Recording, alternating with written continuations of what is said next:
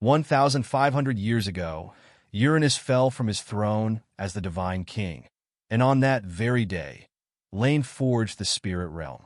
At that moment, the twin gods of the dark night were summoned by the world. Yet, rather than clashing with Laine, after he had sent out the soul embryos, one of them returned bearing a gift. Nyx hung a star in Laine's name, while Erebus bestowed upon him the negative emotions that had erupted from Uranus's downfall. It was the deep-seated hatred of a father for his son, the lethal wrath of a king against a rebel. Initially, Laine had intended to merge it with other materials to craft a divine artifact targeting the 12 Titans, but a new thought took root in his mind. Why strike 12 gods when he could obliterate one? With a mere touch of his left hand upon the Codex of Creation, intangible order was rewritten. The sun had yet to reclaim its throne, and the punishment placed upon Hyperion still lingered. Laine wielded his divine power, subtly adjusting the mechanism of this retribution. A sudden shadow crept over Hyperion's heart. Alarmed, the god of the sun scanned his surroundings, yet nothing was amiss. In the next instant, standing within the twisted currents of time, Laine drew upon the spirit realm's source power, carefully weaving it into the dense black mist swirling in his palm. The chaotic energy he had recently acquired was absorbed into the mass of seething negativity. Slowly but surely, the entangled creation of source power and pure malice took shape. It retained its nebulous fog-like form, but the mark of Uranus had been erased. All that remained was an unrelenting enmity toward the Titans. Its mind was warped, an existence incapable of rational thought. But Laine did not require intelligence. He required a weapon. After a final inspection, Laine, in his authority as the master of spirituality, breathed life into his creation. Eclipse, nameless horror of the spirit realm, shadow-born devourer of light and heat, I grant you existence in the name of the Creator. At his command, the black mist quivered violently before awakening. It had no mind, only instinct, the raw hunger of chaos. In an instant, Eclipse discerned the will of its creator and vanished into the surrounding space, streaking toward a distant celestial body. Originally, the Divine King's wrath had been cast upon all 12 Titans. However, by focusing that vengeance solely on Hyperion, the force became more refined, precise, and potent. Unlike the gods, this being was not bound by the constraints of growth. It was born at its peak. Having been infused with power beyond its intended limits, Eclipse had exceeded Laine's initial estimations. It was not merely equivalent to a true god. It had ascended close to an intermediate divine power. And against the sun, its might was absolute. Though it seemed an eternity had passed, mere seconds had elapsed in the physical world. The deities on Mount Otherworld had only just watched Hyperion depart when suddenly, darkness swallowed the sky. Hyperion, unaccustomed to encountering such an entity, hesitated for a fleeting moment, long enough for the black mist to engulf him. The formless evil spirit stretched its incorporeal body over the god of Luminous, blotting out the sun's radiance. For the first time since night and day had been ordained, chaos plunged into unnatural darkness. What is this? No, stop! Hyperion, always proud and composed, was struck by an emotion unfamiliar to him, fear. As the entity of hatred smothered his divine light, he felt his dominion over the sun wane. This was no mere transference of power, no temporary disturbance. He could feel the very origin of the sun corroding, turning against itself. A new force, born to loathe light, sought to drag the world into an abyss of eternal night. Even as he struggled, the divine strength he had stabilized after the birth of his eldest son began to waver. If the source power of the sun continued to wither, he would soon find himself utterly powerless. Back off! Boom! Desperation overtook him. Hyperion unleashed a devastating blow upon the sun, attempting to drive away the malevolent mist. His strike momentarily scattered the darkness, allowing rays of light to pierce through. Yet before he could draw breath, the black fog reassembled, wrapping itself around the sun once more.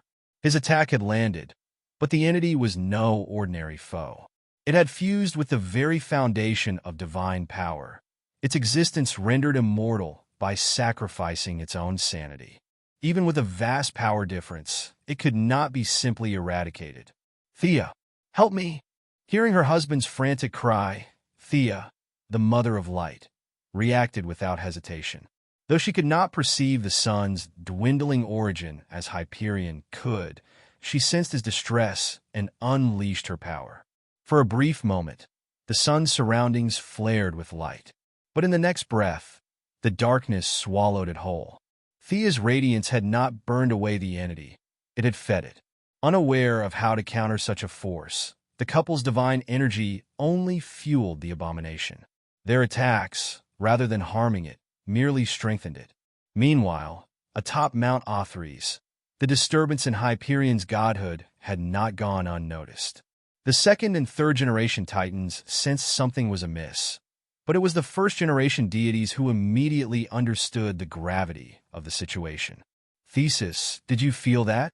Yes, it felt like facing the Heavenly Father himself. The primordial sea goddess spoke solemnly, her fingers clenching into fists.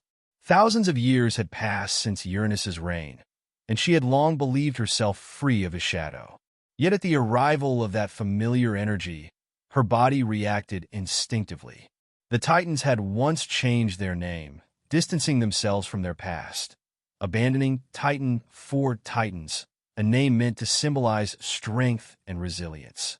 But in truth, they remained the same creatures that had once trembled beneath the rule of the Heavenly Father. "It's not him," Thesis's husband, the ruler of the mountains, muttered. "At most, it's a fragment of his power." Yet even the usually composed goddess of luminous, Phoebe, found her voice unsteady.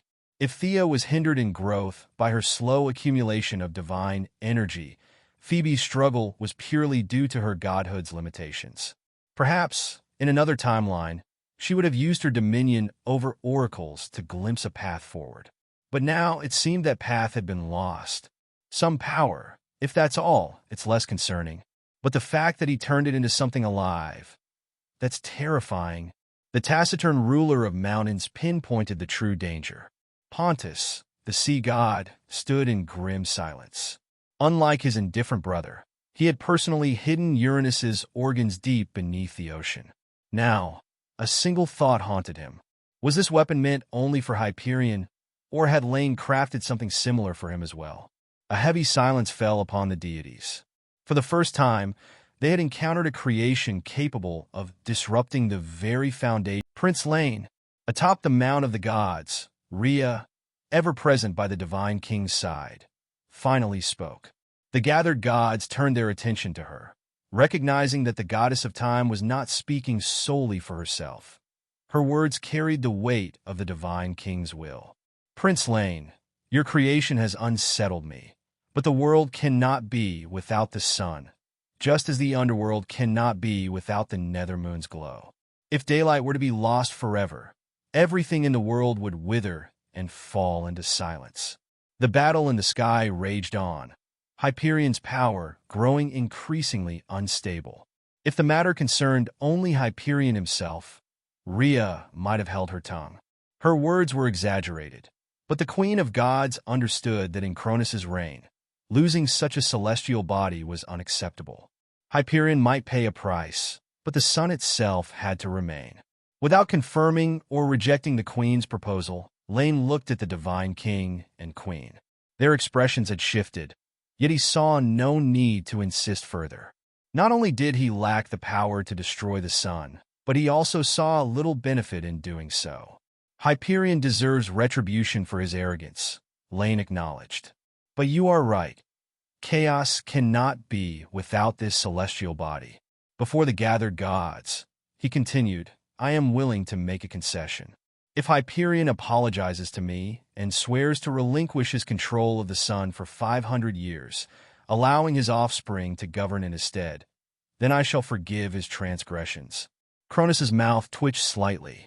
He was unsure whether to laugh at Laine's so-called concession. 500 years was not permanent, but after experiencing true authority, Helios would never willingly surrender it back to his father. Another father-son struggle seemed inevitable. Deep down, Cronus rather looked forward to such a spectacle. Rhea, however, was more direct. Respected god of the sun, you have heard the terms. Receiving his response, Cronus turned his gaze skyward and spoke to Hyperion. As the lord of the spirit realm has decreed, you must bear the cost of your actions. Celestial bodies have their own laws. And now my nephew shall join you in ruling the heavens, rising in the east and setting in the west, as the sun should. The other gods followed suit, their eyes lifting toward the sky. Had Laine truly intended to obliterate the sun, even those distant from Hyperion would not have stood idly by. But if this matter concerned only the sun god's family discord, then they had little reason to interfere.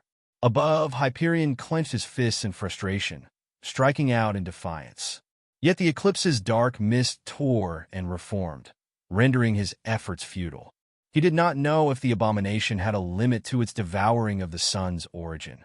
But if this continued, he feared he would be the next deity, after chaos, to plummet from great divine power.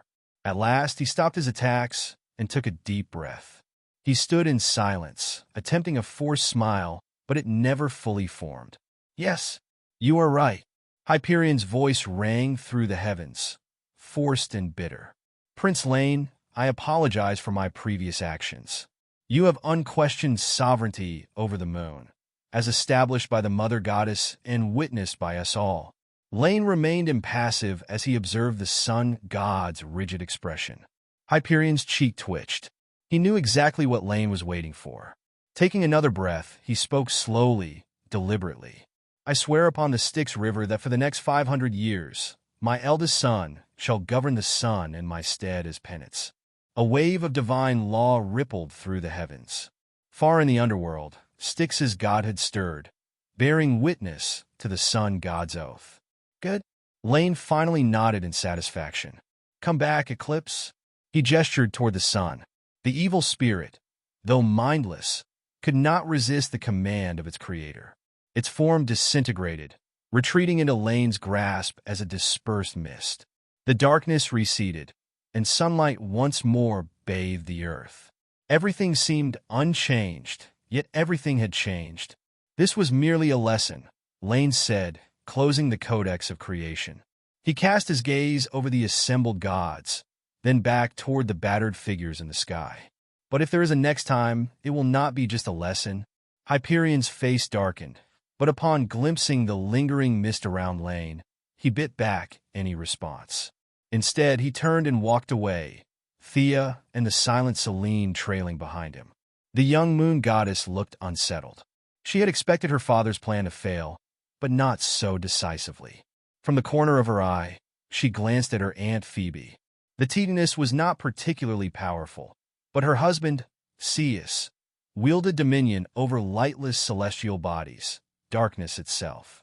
Even among the mighty divine powers, his strength was no trifling matter. The moon goddess's thoughts drifted, scanning the deities of chaos. Yet despite her pondering, she could not think of a single one who was truly close to her father. As the family of the sun departed, the gods on the Mount of the Gods exchanged glances. Some were concerned, some wary, some indifferent, some filled with admiration. But all had reached the same silent conclusion. Laine was not to be trifled with. Stealing the origin of godhood was no simple feat, and Laine had done so effortlessly. None wished to experience such a thing firsthand. Feeling the presence of the eclipse's godhood within himself, Laine smirked. He had been tempted to prolong Chaos's first eclipse, to let Hyperion's power dwindle even further. But revealing too much carried risks. Thus, the recent loss of origin was akin to the division of power that occurred when new gods were born. By wielding a divine artifact, Laine had merely accelerated and shaped the process. Even with its advantages, the evil spirit would have struggled to truly surpass Hyperion in direct combat. But once the spirit realm fully absorbed and refined the concept of eclipse, reintegrating it, the result would be something far deadlier. An entity of intermediate divine power, with a built-in restraint against the sun. the true nemesis of the solar god. Now that the farce is over, I shall not impose further. He turned to Themis, the goddess of law. My apologies for disrupting your celebration. Themis merely shook her head, unconcerned. As Laine prepared to leave, the gods, no matter their inner sentiments, acknowledged him with silent reverence. He nodded in return. Spatial energy surged, and his figure began to fade. Before vanishing completely, Laine cast a glance at Crius, the god of meteorology.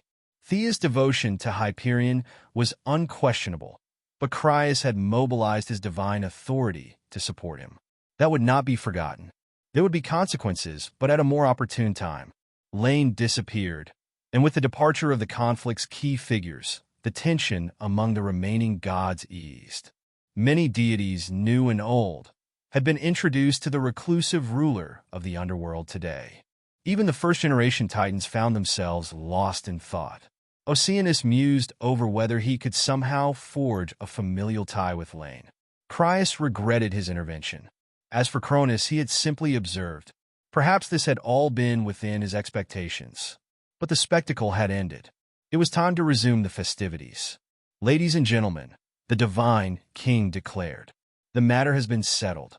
Now, let us proceed to the banquet. Hey, welcome to Firescale Audiobooks. If you enjoy our audiobooks, please consider subscribing to the channel. Also, feel free to share your review in the comments section below. Half a day later, Laine returned to the heart of the spirit realm. Mount Sinai was as tranquil as usual, with virtually no life able to approach it except for Laine and the first-generation angels he had created himself. The light from the 7 moons cascaded down, lending the place a semblance to the land of eternal night. The domain of the Night Lady and the Dark Overlord were different.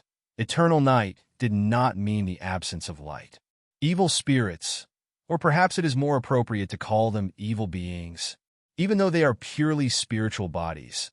This method of direct integration with the source power seems to be applicable not only to spiritual bodies. With a wave, Laine dismissed Liana, who had come to greet him, and sat in the Temple of Elis, watching the indefinable and erratic eclipses, feeling somewhat pleasantly surprised. Such beings, possessing great power and also capable of rapid development, were indeed useful. Other deities could not do this because beings directly fused with source power lacked wisdom. Their thoughts were entirely chaotic and mad. Even the creators of these beings found it difficult to control their behavior. But Laine was different. As the master of source power in essence and the one who had opened up the spirit realm, he could control these lives in other ways. In later times, Gaia bore Typhon to express her dissatisfaction with Zeus, to declare her power. Perhaps by that time, I too could set loose a couple of ancient evils upon Mount Olympus to see how this divine king, who sows his seeds across the world, would cope. Lightly tapping the armrest of his chair, Laine was very satisfied with his creation. The cultivation of a deity required time. Even with a powerful godhood, it also needed a potential vessel and ample time to accumulate divine power. But these evil beings were born powerful, like the Hecatonchires. They were at their pinnacle from birth.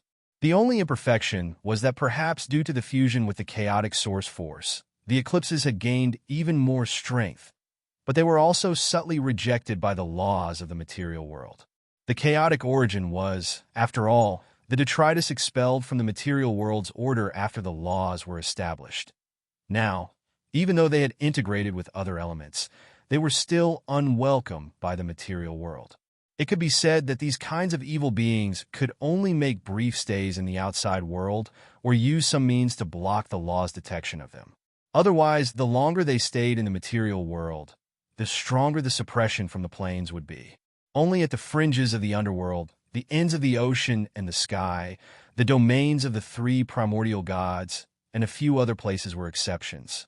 Like the spirit realm, those regions were outside the control of the material world, so the eclipses naturally would not be affected. Adet Novel Ben Adet, the ancient evil being of the spirit realm, the undefinable one that roams the threshold of reality and illusion. This is really getting more and more interesting. I wonder if the people of later generations will consider the depths of the spirit realm a feared, forbidden land where evil gods roam everywhere. Smiling, he shook his head. Laine was, in fact, somewhat looking forward to this. With a slash through space, Laine sent the eclipses to the 5th layer of the spirit realm. For such a spirit realm life with power comparable to a true god, if it had wisdom and rationality, it would naturally be able to travel freely among the 7 layers of the spirit realm. But clearly, the eclipses were not among them. Compared to ordinary life, it actually prefers to stay in the deep, chaotic layers of the spirit realm. For these beings, the shallow layers of the 1st and 2nd levels of the spirit realm are somewhat confining. This confinement is not spatial, but rather a matter of spirituality. When dwelling in the shallow layers of the spirit realm, an evil spirit that cannot condense its power like a true god feels an instinctive sense of restraint, and its very existence is an unstoppable disaster for the non-divine beings of the spirit realm. Thus, unless necessary, Laine does not intend to allow it to move around freely. It's best to let it stay in the 5th or 6th layers of the spirit realm.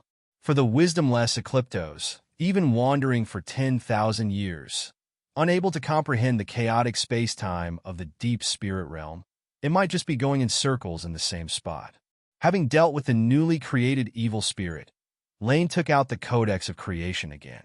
Compared to before, the brass-colored ancient book had clearly gained many more patterns, which were manifestations of the rules of the current world. The thickness of the book hadn't changed, but Laine knew that its number of pages had increased by about a third. Through this legislative process, the components of this Genesis artifact were completely perfected. From now on, it no longer needed to stay in the source power pool of the spirit realm, but could serve as one of the cores of the spirit realm, assisting Laine in organizing rules and integrating source power.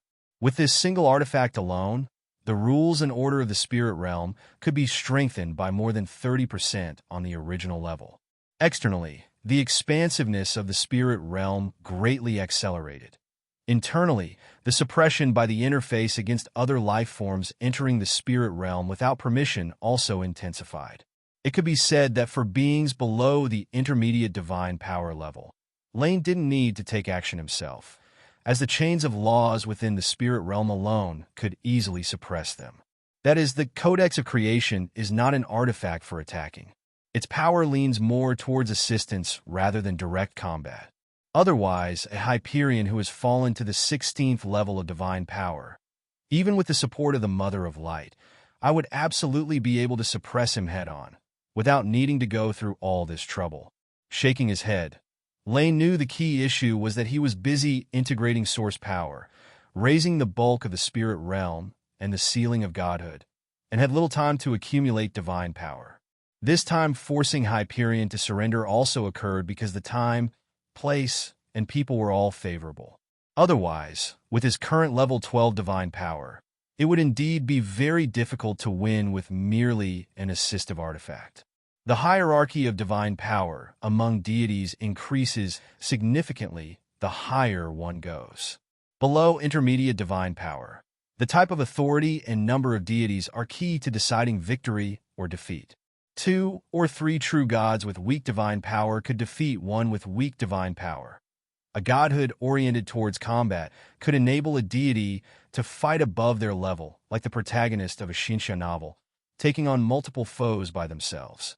But once you reach the realm of strong divine power, basically being 2 levels higher in divine power means one can fight 2 others and still have the upper hand. And those who have reached this point typically do not have a weak godhood either. Once I've absorbed the source power of Chaos's fire, I wonder if I'll be able to create an artifact specialized in combat. Zeus has his thunderbolt, Cronus has his sickle, and I too should have a weapon that belongs to me. It's just that the power of fire is indeed a bit overwhelming. I hope I can fully absorb the relevant concepts before the birth of Cronus's eldest daughter.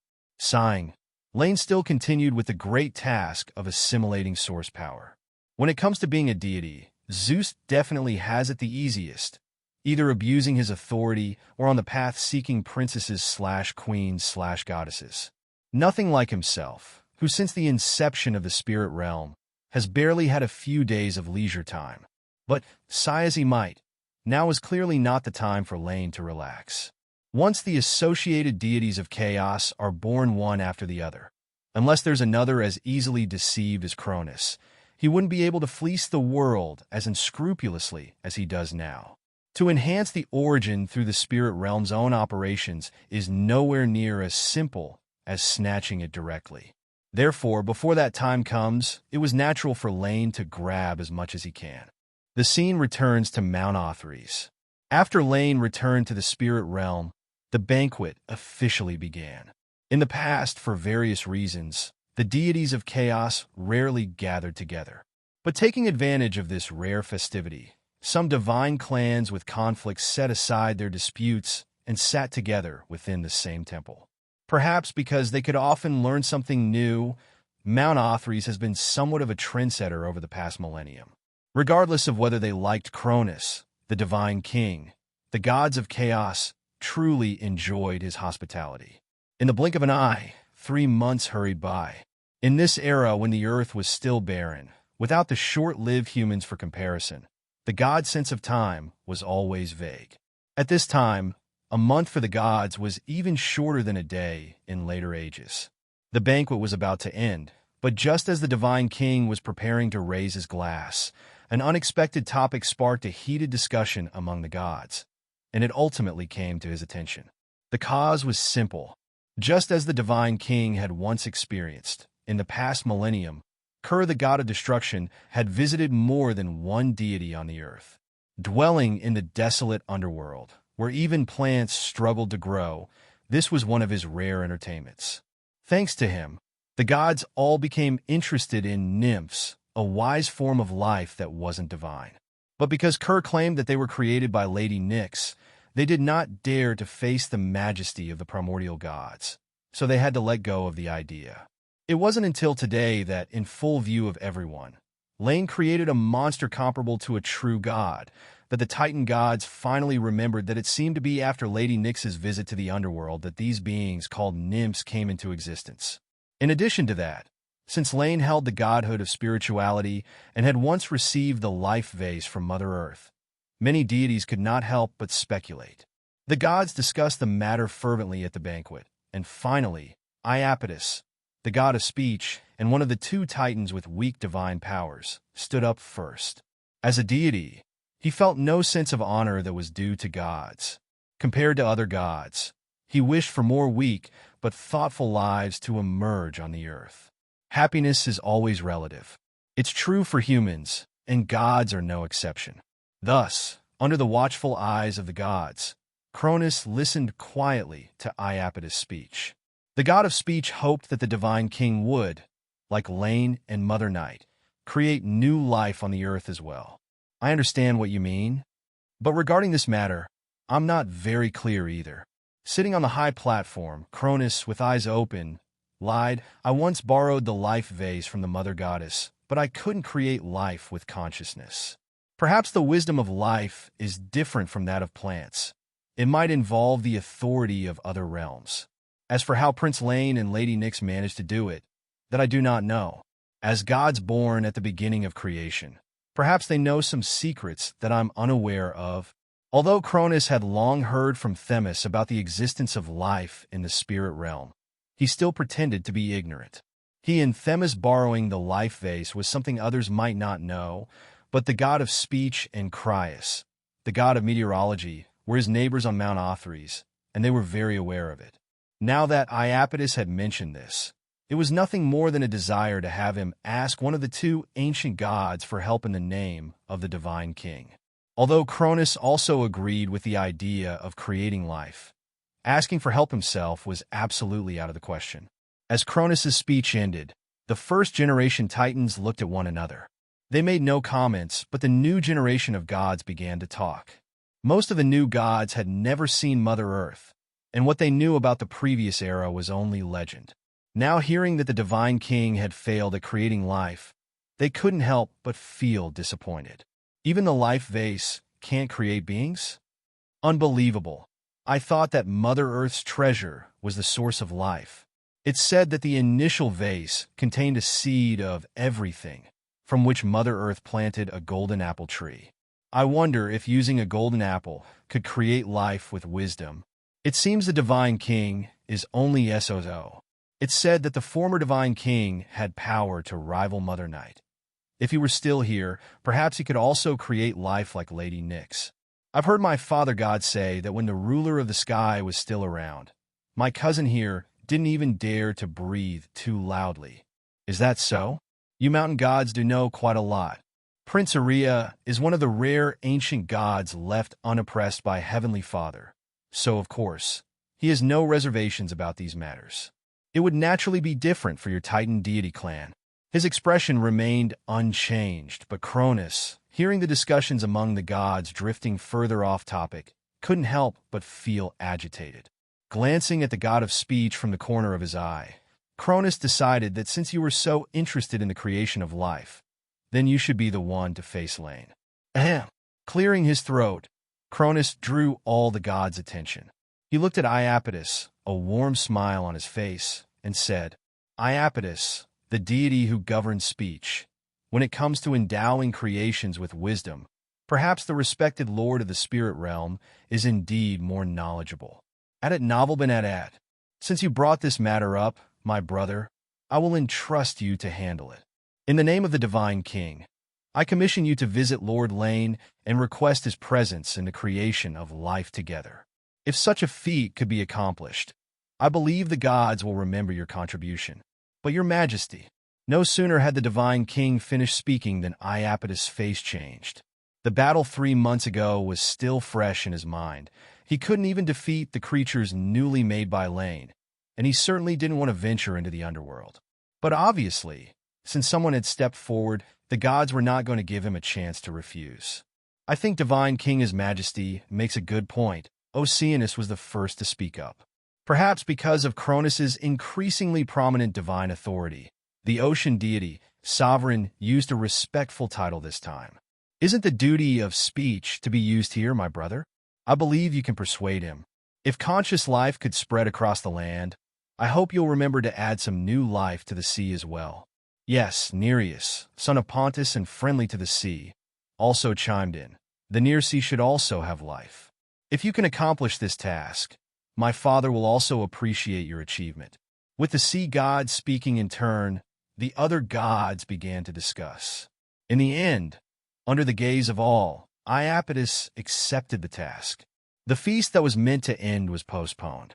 The gods watched the god of speech depart for the underworld, waiting for the results he would bring. Although they were not very sure what creating life would cost, if it wasn't too difficult, they didn't think Laine would reject the request of so many deities. But while Laine might not refuse, whether the person who went to make the request would be remembered by the Lord of the Spirit Realm wasn't their concern.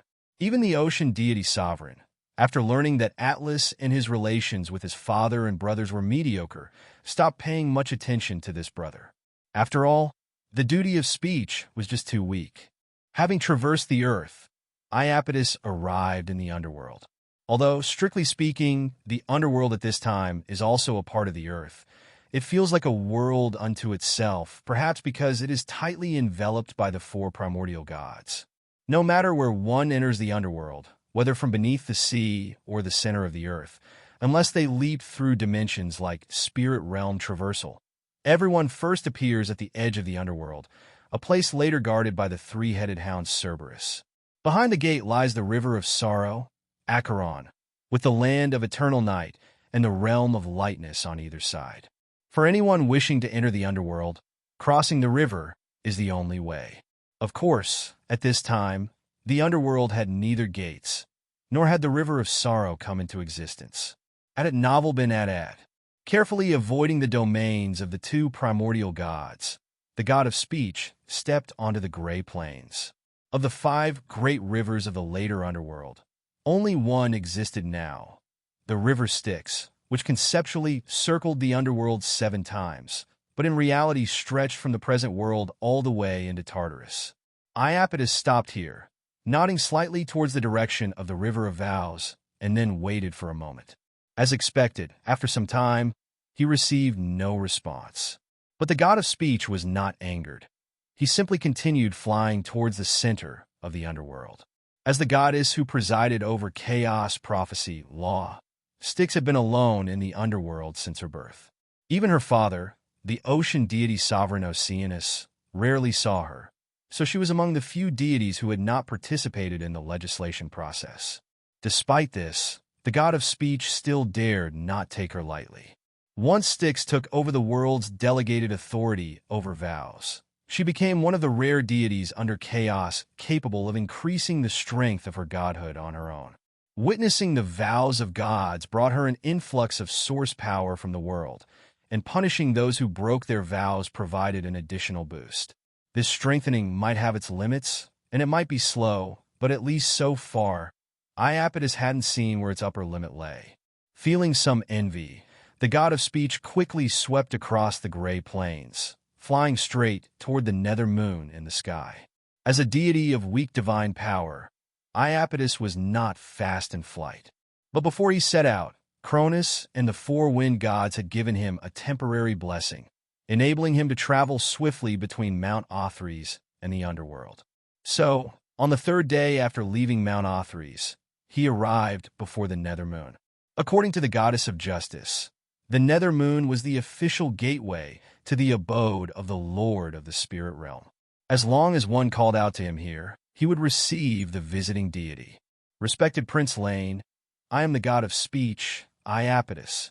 By the divine king's command, I bring with me the petitions of the gods, hoping you would grant me an audience. Speaking respectfully toward the nether moon, which seemed close at hand, yet untouchable, Iapetus said. Unlike the other titans, the god of speech had no airs about him. He now placed himself entirely in the role of a messenger, not planning to utter a word more than necessary, to convey the will of the gods as it is, and then to return to Mount of the Gods with the reply. That was all he intended to do. The idea of using his godhood to influence Laine's decision, such a thing was out of the question. He had come for the benefit of all gods, not just for himself. When he becomes the divine king, then he can come to serve the gods. God of speech. After a short wait, a strange female voice came from beside the nether moon. Iapetus turned towards the voice and saw a goddess in a black dress silently appear before him. The goddess in front of him had wings on her back, and her silver-white wings shimmered with 7 different colors of light. A faint aura of divine power surrounded her, indicating that she was a deity close to the limit of weak divine power. In his heart, the god of speech knew that according to the goddess of justice's instructions, this must be Liana, the goddess appointed by the Lord of the spirit realm to oversee the nether moon. Themis had advised Iapetus not to underestimate the other party, even if she often claimed to be Laine's servant, but the god of speech felt that the goddess of justice's reminder was completely unnecessary. After all, contempt presupposes a sense of superiority, but the reality was that without even fighting, Iapetus knew he couldn't possibly defeat his opponent. Though their divine powers were not much different, the nether moon was not something speech could compare with. Thus, the next moment he expressed his reverence without hesitation. Respected Princess Liana, goddess of the nether moon that eternally illuminates the underworld, your beauty is astonishing. I have come here at the request of the deities to visit the Lord of the spirit realm and to seek his wisdom about the secrets of creation. Please, would you guide me on my way? Liana nodded in acknowledgement of the deity's greeting, but she showed no intention of opening the gates to the spirit realm. The current Laine was not the same as the one who could not make any prophecies before. Shortly after returning to the spirit realm, he had already felt the rhythm of fate. Although he never actively observed his own fate, as the symbol of indeterminate destiny and the observer of what was destined, Laine could always gain some inspiration from fate. The more closely related a matter was to him, and the lower the level of power involved, the higher the probability and clarity with which insights appeared. Undoubtedly, in the trajectory of fate, the birth of creatures on the earth was extremely important, and the soul was involved to a significant degree. Therefore, it was only natural that Laine foresaw the visit from Iapetus. Regarding your purpose, the master has already been made aware, Liana calmly said, facing the eyes of the god of speech. Merely creating a shell is not enough for a sentient being to possess wisdom. Sentient beings also need souls to carry thoughts and memories. The master can grant souls to the mundane, but as for shaping bodies, that will be something you must figure out for yourselves. As her words ended, Liana quietly awaited a response. As she said, Laine had no interest in participating in the preparations for creation. Although he, too, looked forward to life, he would only bestow souls, and at most would personally witness the birth of golden humanity. After all, the first generation of life had no ability to reproduce and would eventually die. The gods only wanted to create servants and pets, not a species capable of self-perpetuation. Even in creating humanity, his intention was more to verify a hypothesis, for the humans of the Golden Age differed greatly from the people he understood. Lifespan of thousands of years, born as adults, an unchanging appearance even in death, and minds seemingly imprinted with only devout faith and positive emotions. Apart from their appearance, Laine couldn't see how such beings were like people at all. Even from the perspective of human nature, the deities of chaos were far closer to humankind, as Laine understood it, than the mortals of the Golden and Silver Age. I understand. Before Liana, Iapetus bowed slightly. I will surely convey the intention of the Lord of the Spirit Realm. However, I hope that you can provide a more detailed description, so that I can present it to the Divine King. Liana nodded, calmly stating the decision Laine had previously prepared. The Lord can endow mortals with thought, but the deities need to create life themselves and decide the nature of their creations, granting them the corresponding powers. Be it appearance or abilities, that is the concern of the gods themselves. The Lord will only, at the very end, and according to pre-established requirements, bestow upon them souls. And when they die, the souls of mortals shall also return to the embrace of my Lord. Death. Hearing this, Iapetus was somewhat surprised. This was a term he had never heard before, as the language of the deity race naturally born from chaos did not contain the existence of death. Yes, death. It is a term in the language of the spirit realm that describes extinction, the end. Liana nodded, explaining. Laine had evolved the spirit script using the oldest origins of writing on the oracle stone tablet. Naturally, it had its own pronunciation. Many words that did not exist in the divine language of chaos could be found in the language of the spirit realm. Death was one of them, and now nectar, a must at the banquets of the gods, came about in the same way. I am very sorry, but, respected goddess of the nether moon, I don't quite understand. Why would life, after obtaining thought, still die? Added novel Benedet. Listening to Liana's explanation, Iapetus still looked puzzled. That the Lord of the spirit realm was uninterested in fashioning shells did not surprise the god of speech. Even though he had not done it himself, he could guess that creating life was not an easy matter. But when it came to death, Iapetus simply could not comprehend. In all his years, he had never seen anything with intelligent thought die, or rather, he just did not understand why death would occur. In the minds of the gods, all conscious beings were eternal. Being cast into the abyss was already a terrible punishment. An eternal slumber was the most difficult ending to accept. As for the end, annihilation, beings are unable to imagine and understand what is beyond their comprehension, and gods are naturally the same. Facing Iapetus' confusion, Liana said faintly, before the Lord took control of the power of spirituality in life, not all beings with consciousness were created. Plants are such beings. You not detecting their faint thoughts does not mean they don't exist. It's just that these weak thoughts are not sufficient to form a soul. Just as plants can be destroyed, so can lives with thought die. In this world, only gods are immortal. Unless the gods sever a part of their own divinity, all mortals must eventually die. This is also the end that fate has decreed. And the soul?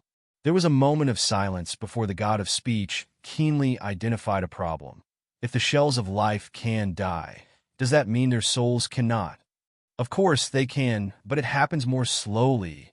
Liana had anticipated the ignorance of external deities, and so she continued to explain. In the present world, Matter is more readily manifest than spirituality, so bodies decay more easily than souls. When the mortal shell dies in the mortal world, its spirit is far from its end. Life belongs to the gods, but souls belong to my Lord. When they lose their worldly vessel, they naturally should return to the spirit realm, to the embrace of the sovereign of spirits. I understand. Iapetus nodded, indicating he had understood. He could accept such an outcome, but the other gods might not be without objections. However, that was no longer his concern. After all, he was merely a messenger. Life and death, truly miraculous phenomena, but also very logical. How could the creations of the gods compare with their creator? Death, indeed, is an excellent existence. It allows them, after having thoughts, to recognize the difference between gods and themselves. With a sense of emotion, Iapetus finally spoke. I will convey the intentions of His Highness Laine truthfully, but the specific decision will ultimately be made by the Divine King. Then be on your way, Liana said indifferently. The decisions of the gods are their affair. The intent of my Lord has been fully expressed. If there is anyone with objections, let them try to come to the spirit realm. If they manage to enter, my Lord will spare the time to see them. Now you may leave. Having spoken the last sentence calmly, Liana's wings fluttered gently behind her. In a trice, she vanished silently from Iapetus' sight. Watching Liana disappear as she had come, the god of speech stood still for a while longer and then turned to leave as well. He did not know whether the gods would accept that souls return to the underworld after death, since for all deities nowadays, death was still a new concept. But since the outcome had been received, Iapetus simply decided to leave the decision to the gods. Whatever the result, his task was over anyway. 3 days later, with the help of the wind and space, Iapetus hurried back to the Mount of the Gods. Just like 6 days prior, the Feast of the Gods was still ongoing, with all awaiting the return of the god of speech. In front of all the gods, he recounted his experiences, especially emphasizing his own hardships and how he had cleverly used his divine power to persuade the mysterious ancient god. I spoke at length, and, in the end, His Highness Laine told me that only when the body and spirit come together can life have thought.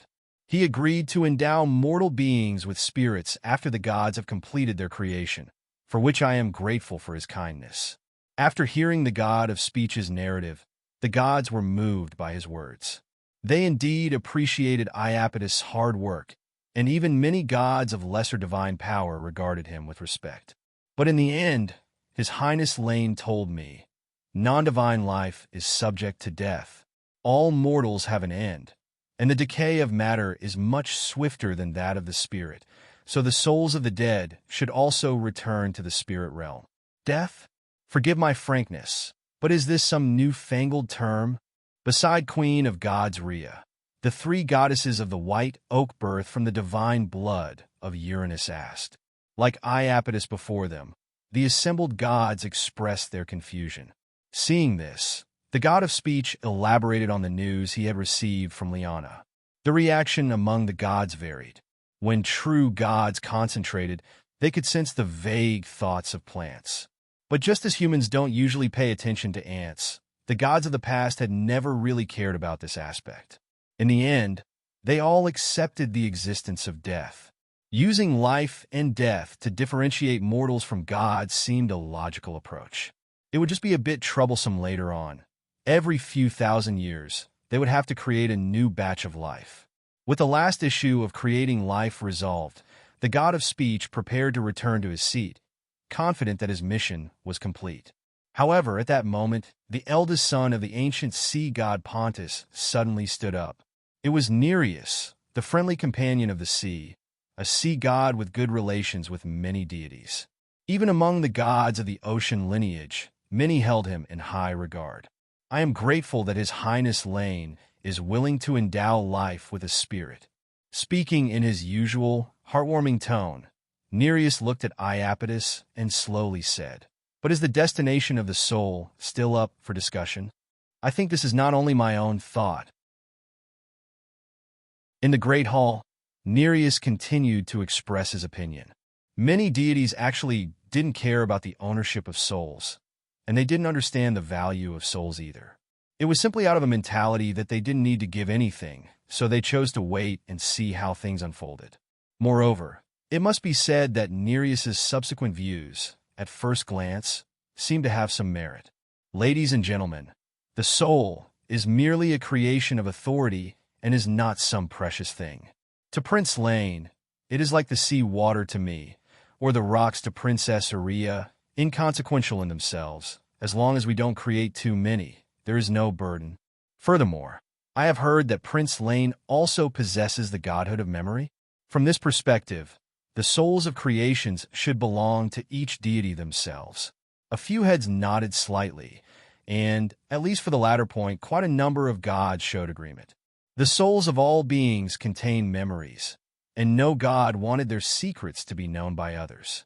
Perhaps, in an inadvertent moment, they might discuss something in front of a mortal that should not be known to them. But you can bestow divinity. Listening to the gods' discussion, the goddess of justice spoke up. Letting too many creations be immortal is a burden for gods, but it is different for just a few. As long as those selected by you to be immortal, the issue of souls returning wouldn't exist. Faced with Themis's suggestion, the gods fell silent. It wasn't that they all hadn't thought of this, but the few who did never pointed it out. After all, it wasn't their souls that were being offered. Let's try again. In the end, a deity proposed. It's just some souls. Maybe Prince Laine will change his mind? This suggestion was met with agreement by some deities, and many more chose to give tacit consent. But this time, Iapetus refused to go again. He had already served as an envoy once and had obtained a not-so-bad result. So the gods didn't force him and instead sent Zephyrus, the god of west wind.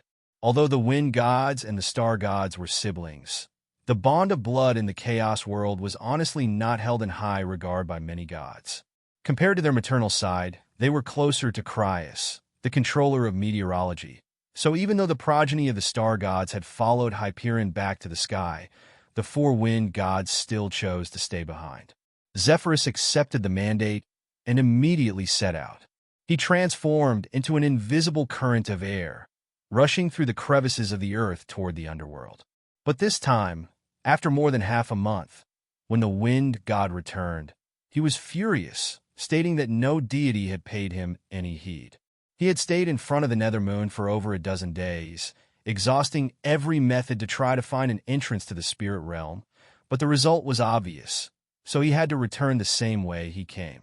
There's no need to send anyone again. The divine king finally spoke. He had known it would come to this. Only these foolish beings would think that Laine was willing to bestow souls upon life because of the gods' requests. Since Themis had seen the lies in the spirit realm, he himself had begun to doubt it. Laine was pleased to witness the emergence of life. Divine King was sure of that, but he most definitely had other desires. Yet Cronus just watched the futile actions of the gods. Now, seeing the wind god return without achievement, Cronus couldn't help but feel a strange sense of pleasure. Only the wisdom of the Divine King could uncover the true nature of certain gods, not like the others, who still didn't know that some gods can devour the origin. If Laine were here, he would tell Cronus, "This is a sense of superiority akin to everyone is drunk, and I alone am sober. The whole world is muddled, and I alone am clear." The master of spirituality should rightfully possess the ownership of souls. It is a right granted by his godhood. Casting his gaze over the gods, Cronus said unhurriedly at it novel been at. So if no one is willing to try and use his power to change this outcome, then let it be settled as such. In 500 years, we shall together seek the life vase from Mother Earth, use it to create the bodies of beings, and then have Prince Laine bestow souls. So be it, Oceanus sighed.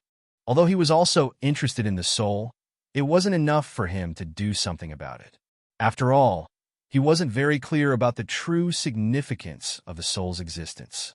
As for what Cronus mentioned about 500 years later, that did not surprise him. The son of the god of sun was destined to replace him in moving the sun. This was already a foregone conclusion. Though everyone knew that even after 500 years, Helios would still be no match for his father.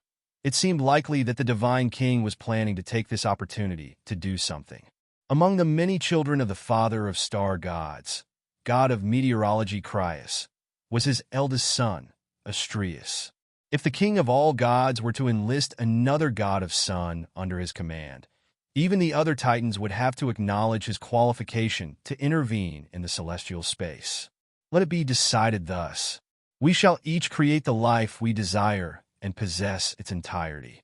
Those gods of the land shall create that of the land. Those gods of the sea shall create that of the sea, with each minding their own business. The deities nodded in agreement. Neither the king of all gods nor the ocean deity sovereign wished to take the lead, and naturally, the rest were not inclined to undertake any superfluous actions. With the matter of life decided, the feast was also drawing to an end. But at the last moment, a proposal by Cronus piqued the interest of the gods. He proposed the creation of a special species, similar to deities, yet lacking divinity. Your Majesty, is it really necessary to combine the forces of all the gods to create a species? Of course it is, Cronus said with a smile. I intend to create a race in the image of the gods, one that worships us. Even with a life vase, none of us are deities skilled in creation. No one could accomplish such a feat alone. But together we can bring such life into being. I agree. Iapetus was the first to support the idea.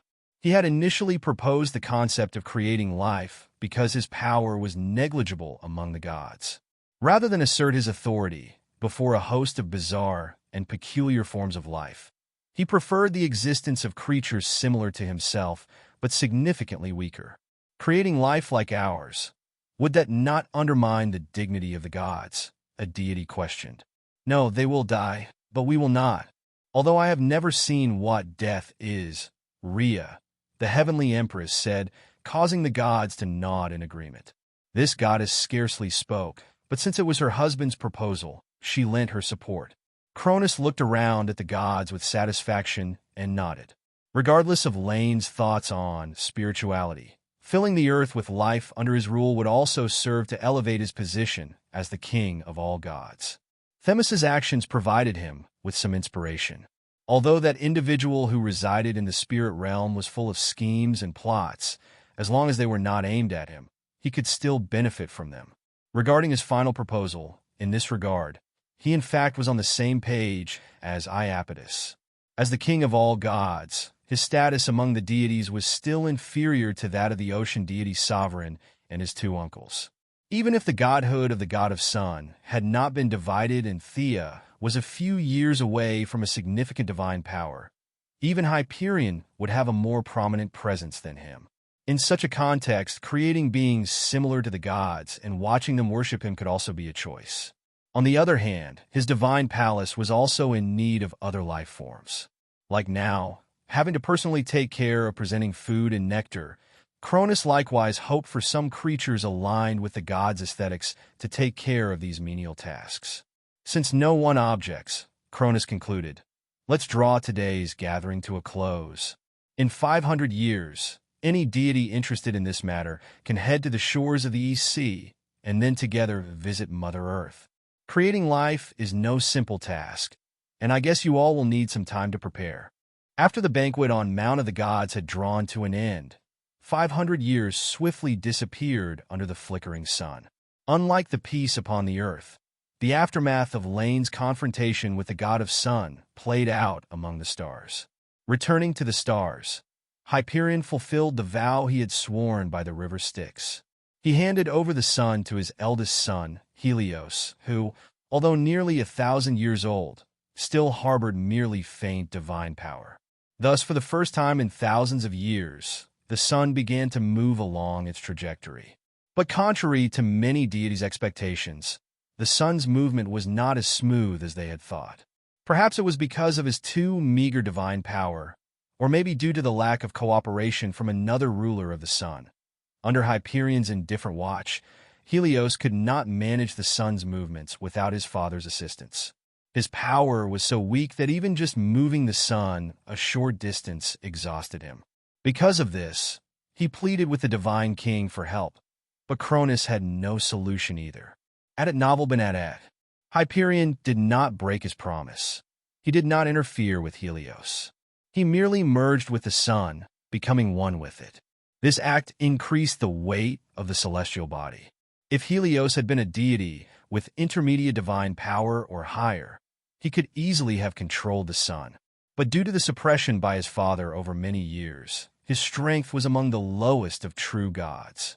The divine king was disappointed. He had many plans, such as secretly supporting Helios and continuing to hold sway after 500 years, which he knew the latter would surely agree to. But what he had never anticipated was that the other party would fail to fulfill his godhood.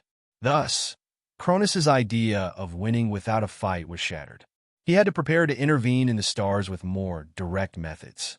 But what happened next disappointed Cronus once again. Roughly 200 years after the succession of the sun, endless light bathed the earth, and the Mother of Light finally stepped into the realm of powerful divine power. Seeing this, Cronus could only lament that time was not on his side, and he temporarily abandoned the idea. In such a situation, when the 500-year term had passed, Hyperion abruptly imprisoned his eldest son on the surface of the sun, then took control of it once again. This time he was wiser. Although the rising and setting of the sun was not his domain, he still actively moved the heavenly body to complete this act. With his divine power, while moving the sun daily was a bit of a bother, it was not really a difficulty. However, because of this, the rift between the sun god and his son was completely out in the open. In such circumstances, a day came 500 years later when all the deities gathered on the shores of the Eastern Sea, the unnamed secluded place of Mother Earth. Here, they would create the first batch of life upon the earth. Haven't you given up yet? By a stream near the East Sea, Mother Earth cradled the verdant life vase in her hands. The gods were waiting in the distance, with only a few titans approaching Mother Earth right now. Many years had passed since the succession of the Divine King. As the world's source power rose, the Earth expanded correspondingly, and Gaia reaped many benefits. Although she had not fully recovered from her previous injuries, at a glance, she no longer looked decrepit, but instead like a wealthy matron in her 50s or 60s. Cronus and Themis had already visited once before, and Gaia thought they had given up. But unexpectedly, not only did they return, they brought with them more than half of the true gods from chaos. Mother Goddess, the previous attempt to create life failed because it lacked a soul. But now, the Lord of the Spirit Realm has agreed to lend a hand. Faced with Gaia's questioning, Cronus spoke quietly. If possible, he would have preferred not to explain. Among all the deities present, he was probably the only one who had guessed the true reason behind Mother Earth's rage a millennium ago. Perhaps the original life vase could have created whole life forms like plants. Although they lack specific consciousness, they are not utterly devoid of it. It's just that their consciousness is vague, nebulous. But now, considering his own origin of time, Cronus was already prepared for Gaia's anger. Laine! As expected, at the mention of this familiar name, Gaia's expression abruptly changed. The surrounding earth trembled in response to Mother Earth's wrath. But then, as if a thought struck her, she suppressed her anger. Now that you have his assistance, why come to me? Although she didn't show her anger, Mother Earth's expression still visibly cooled. As long as you have souls, you can create life using your divine power. Why do you need to borrow the life vase? Facing Mother Earth's reproach, Cronus remained composed. In fact, he was somewhat surprised, having thought that Mother Earth would have a more intense reaction upon hearing Laine's name. But that was none of his business. As a primordial god, even the least fortunate among them, Mother Earth often knew some information unknown to ordinary beings. Perhaps she had learned something from Mother Night, and thus had not bothered Laine. Thinking this, Cronus couldn't help but admire his own cleverness once again. Compared to dimwits like Hyperion, what did they have to compare? Mother Goddess, the deities do not intend to create just a few lives. We plan to fill the earth with creatures. Without the authority tied to life, this would be very difficult to accomplish. Furthermore, we also plan to create a special kind of species in the image of the deities. Lifting his head slightly, although still angry, Gaia was nevertheless intrigued by what Cronus said. Creating a species in the image of the deities indeed sounded very interesting. If you are willing, we can start the creation right here in the vicinity. Seeing that he had caught Mother Earth's interest, Cronus continued, in your spare time, you might also come to see our progress. After all, you have far more experience in the domain of creating life than we do. After some thought, Mother Earth ultimately found herself persuaded by Cronus. It wasn't just because of the special species, but also because it was the collective will of many deities. After experiencing the era of Uranus, Gaia had gradually come to realize the importance of power and influence. The Earth did not excel in combat. Rather than asserting force, she preferred to express her status in other ways. Take it, after all, you are the divine king now, aren't you? Fetching the life vase, Mother Earth still jabbed Cronus with a remark. The divine king was not offended, but took the high-grade artifact related to the domain of life. He knew that because he hadn't freed the Cyclopes and the Hecatonchires, Mother Earth had harbored some resentment towards him. But Cronus still had no intention of releasing them. In fact, from the very beginning, Cronus had done this deliberately. He knew his refusal would not engender much hostility from Mother Earth, but it was enough to make the only primordial god walking the present world leave Mount Otherworld as a form of protest. But Gaia's departure was exactly what Cronus desired. If his siblings were gone, but Mother Earth stayed, and he lacked sufficient power, he really wouldn't know to whom Mount Otherworld actually belonged. If he couldn't have complete control over his place of residence, then the title of Divine King would be quite laughable. As time went by, Cronus had firmly established himself on the throne, but he still did not wish for Gaia to return to dwell on Mount of the Gods. Rhea, as his Queen of Gods, had always advanced and retreated alongside him. After secretly aiding Hyperion failed previously, the god of meteorology chose to completely side with Cronus. The present Otherworld no longer needed a primordial deity that refused to heed the orders of the Divine King. And there's the urgency of the world. Strengthening my authority can indeed delay it, but as Chaos's Divine King, the duty of birth is ultimately inevitable. With a somewhat icy gaze, Cronus didn't know what Mother Earth might plan for his future, and he didn't want to know. No matter who it was, if they threatened his position as the Divine King, then they were his enemy. Be it children, siblings, or Mother Earth, none would be an exception. Since Cronus took the life vase from Gaia's hands, decades had flashed by in the blink of an eye. Near the abode of Mother Earth, the gods found a vast plain. They gathered there, and with the essence flowing from the divine artifact, they tried to create various forms of life. Their choice of materials was quite arbitrary. Mud from the riverbed, fallen leaves beside trees, soil and rocks on the ground, clouds in the sky.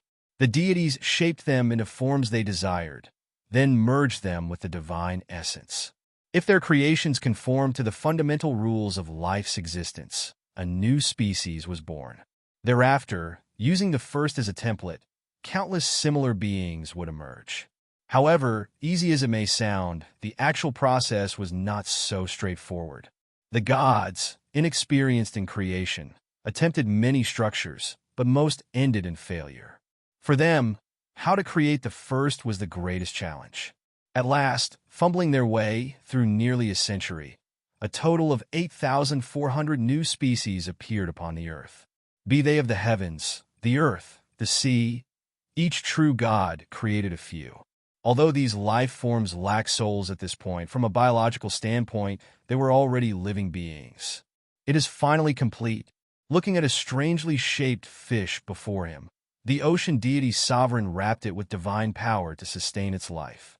For the first time in thousands of years since the Heavenly Father ascended, he showed a weary countenance. Though his divine power was still abundant, Oceanus felt his strength faltering. "Métis, my daughter, let us stop here," he said, shaking his head at the young and beautiful goddess beside him. Oceanus had no intention of continuing. "All right, father, this truly is the limit of our abilities," agreed the goddess Métis with a hint of regret. Despite her belief that sea creatures did not require limbs, when it came down to practice, both she and her father had no idea how to go on with the fish. Not yet, Oceanus. We still have one species left to create, Cronus remarked, unfazed, as he glanced at his former elder brother and niece. Aside from that, the Divine King had no particular life forms in mind to create, as for the most of the years he mainly just provided advice to other divinities. Given that the Mount of the Gods had its limits, he had no plans to allow beings without godhood to enter his divine palace. These simple life forms already proved so difficult to create. To craft life in the image of the gods, even 500 more years would not suffice, declared Thesis, shaking her head, no longer harboring any hope. Even if the mother goddess were to lend a hand, the life vase is after all her divine artifact, and she does not truly possess the godhood of life. While compatibility with plant and the earth runs high, when it comes to creatures similar to deities, I fear the mother goddess has little in the way of solutions, she reasoned. Only those who have tried know the immense difficulty in creating life. According to the original narrative, the god of souls, Iapetus, created the golden humanity and the silver humanity, and some say it was Gaia who created the golden humanity. The myths merely skim over the process of their creation. No one knows how much effort these two deities invested in it. The water goddess Thesis quietly vowed that once this batch of created beings perished, she would never again undertake life creation herself. Such complex matters could be left to others. With a slight frown, Cronus also found himself at an impasse. He now realized that his previous ideas had been too simplistic. It seemed, to bring forth the quasi-god creatures he had envisioned, he would have to enlist the help of a specialist. Thinking back on the spirit realm anecdotes Themis had once shared, Cronus secretly made up his mind. Iapetus, my brother, I fear I must trouble you to make another trip, he said, turning to the god of speech not far away. The divine king's smile was warm, yet his tone left no room for dispute. The creation is nearly complete, and it is time to invite Lady Laine. Aside from the matter of bestowing souls, there are quite a few things I'd like to consult her about concerning the last species we are to create. Your Majesty, I think, the god of speech, about to be pressed into service once more, was on the verge of declining when, in the next moment, he along with the other deities present turned their gaze towards a place not too far off. Space trembled, and under the watchful eyes of three mighty deities, Laine's figure quietly emerged. No need to trouble yourselves, I have already arrived. With a gesture, Laine smoothed out the ripples he had created in space, laughing as he spoke. Prince Laine's control over destiny is truly astonishing, Thesis remarked with emotion. If it weren't for Laine's rarity in the mortal world, she would have long since wanted to exercise the traditional talent of the ocean deity lineage to introduce a goddess to this most ancient of divinities. Regrettably, unlike other deities from chaos, this ancient god who resides in the underworld seemed to have little interest in banquets and entertainment. At least, Thesis had never seen him in any deity's palace throughout these years. Of course, if Laine knew what she was thinking, he could only say it wasn't that he lacked interest in entertainment, but rather that he found no interest in the entertainment of the present. In an era when music and dance had not yet been invented, what was Laine supposed to do in other deities' palaces, if not to drink a few cups of poorly made nectar? Ha! Since the Lord of the Spirit Realm has already arrived, it seems our final creation is about to be completed. Even though Cronus's corner of the eye twitched when he saw the spatial fluctuation, he still laughed heartily to welcome Laine's arrival. Over the years, Cronus had gradually come to accept the facts. He no longer gritted his teeth upon hearing Laine's name, as he had once done before Themis. Yes, to create humans, that is exactly why I have come. Nodding, Laine looked at the strangely shaped fish in front of the ocean deity Sovereign with an interested expression. So, this is the life created by Lord Oceanus, isn't it? It certainly looks peculiar. At these words, the expression of the ocean deity Sovereign became somewhat unnatural. Much like Uranus detested the Titans, for the current deities, ugliness rejection was entirely normal. Cough! This indeed is the creation of the Lord of the Outer Seas and his daughter, though it has not yet been perfected. If Prince Laine is interested, he could also help refine it. Then let's do just that. Métis of wisdom, I have long heard of your great reputation. Laine nodded slightly and greeted the goddess beside the ocean deity sovereign. Métis also responded with a smile. He knew what Cronus intended. The other wished to further confirm Laine's proficiency in the field of life. After all, hearing is one thing, seeing is believing. Nevertheless, Laine shared this desire. At the very least, he was very interested in getting directly involved with the first generation of humans. Extending his right hand, a vibrant light emerged in Laine's palm. Although he only mastered that part of life authority related to spirituality, it was originally one with what remained in the life vase. In the field of life, even Gaia might not match him. Besides, for Laine, creating life was also akin to a bit of homework copying. With the light of life contained in his hand, Laine gently brushed it over the fish.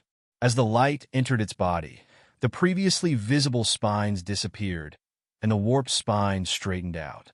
The arms, used to move water, transformed into fins, the surface barbs into fish scales, and the body became more compatible with fluid dynamics. In almost the blink of an eye, the fish that previously had a Lovecraftian visage had turned into a regular animal, leaving the surrounding three deities of the ocean lineage dumbstruck. If the fish had not been something they had created incrementally themselves, they would not have felt so surprised. But having had a little experience, they could truly appreciate the finesse of Laine's proficiency. Seeing this, even Cronus was taken aback. He had never believed the sayings about world creation in 7 days, and on the 5th and 6th days, creation of all living creatures. The Divine King thought that if Laine took a few days to improve the fish to look better, he would be competent enough to lead the creation of quasi-god life. But he never expected it to take less than a minute. It's passable for such a rush job. Laine seemed to still be dissatisfied with his work, but he made no further move. He looked towards the Divine King, laughing as he said, "Destiny has guided me here for the birth of humanity. Since everything is ready, we should begin the creation, shouldn't we?" By the shores of the East Sea, when Laine also arrived here, the work of creating humans truly began. Without wasting time, on a riverside clearing, Cronus summoned the deities. They mixed their own blood with the soil and dripped it into the prime liquid flowing out of the life vase. The gods endowed these materials with divine power, so they would acquire an extraordinary nature and be innately close to the gods. The materials ready, under the watchful eyes of the deities, Laine fashioned the first human body from these materials. He first sketched out a shape, wrapping the skin on the outside. Then he formed muscles, veins, and organs, skillfully achieving a balance of life forces within the human body. Next, Laine determined the position of the bones and the direction of the blood flow, ensuring that the vital energy circulated within the human form. Finally, he added bone marrow, a heart, and a brain, bestowing life with the means to animate. 6 days passed, and despite Laine's control over life and his understanding of the human body, he erred several times before succeeding. At last, he dotted the I's, and the first human body was thus born. This was the first of humanity and the most perfect of humans. In him, it seemed to the deities that they could see a trait of each divine being. He would become the template for the golden humanity, their future leader. Once everything was completed, Laine dusted off his sleeves and took a long whip from his waist. This was the embryonic form of a divine artifact forged from parts of earth and water after the power of the elements had converged into the spirit realm. Its power was not great, for the related source power of chaos had already been claimed, but Laine still chose it, for humans were not meant to be distinctive due to innate strength. Laine intended to see, after several epochs had passed, when civilization reached its zenith, whether the long whip would undergo some interesting changes. Snap! Gathering the leftover materials from creating the first human, Laine mixed them with more soil and prime liquid. With a flick of the whip, the mud spots danced through the air, then settled to the ground. As they fell, they transformed. In the blink of an eye, the brown mud spots turned into hundreds of thousands of humans. They too bore the blessing of the gods, but once diluted, it seemed somewhat faint. Astounding skill. Although he sensed that Mother Earth was watching from afar, Cronus couldn't help but exclaim in admiration. For the gods, replicating humans using the first as a template was not a difficult task, but for Laine to replicate hundreds of thousands with a single flick of the whip, even with the aid of a divine artifact, was an incredibly difficult feat. After all, it was clear to everyone that the divine artifact in Laine's hand was not strong, not even fully forged. Just a little trick. Unmoved by Cronus's praise, Laine was also aware of Mother Earth's unfriendly gaze from afar. Laine dismissed this with a smile.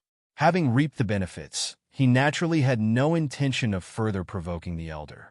Although by age, he was the truly Elder One. The shells are now complete. Next, I shall endow them with souls. But souls have inclinations. What form life takes is for you to decide. The other creatures shall be decided by the deity that created them, said Cronus. But for humans, since you, Prince Laine, have named them as such, let's just call them humans. I believe, as a creature unanimously created by the gods, humans should possess all things good, beautiful, and virtuous. They should be devout, seeing the gods as supreme. They should be fearless, willing to give everything for the gods. They should also be diligent and wise, able to efficiently complete the tasks the gods assign to them. Of course, as a return, I allow them to feed on plants, on other lives created by the gods. They are the leaders of all spirits, the closest beings to the gods in the mortal world.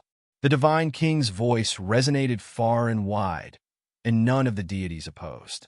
Although some gods were not entirely in favor of this, none stood up to speak, and everything was thus settled.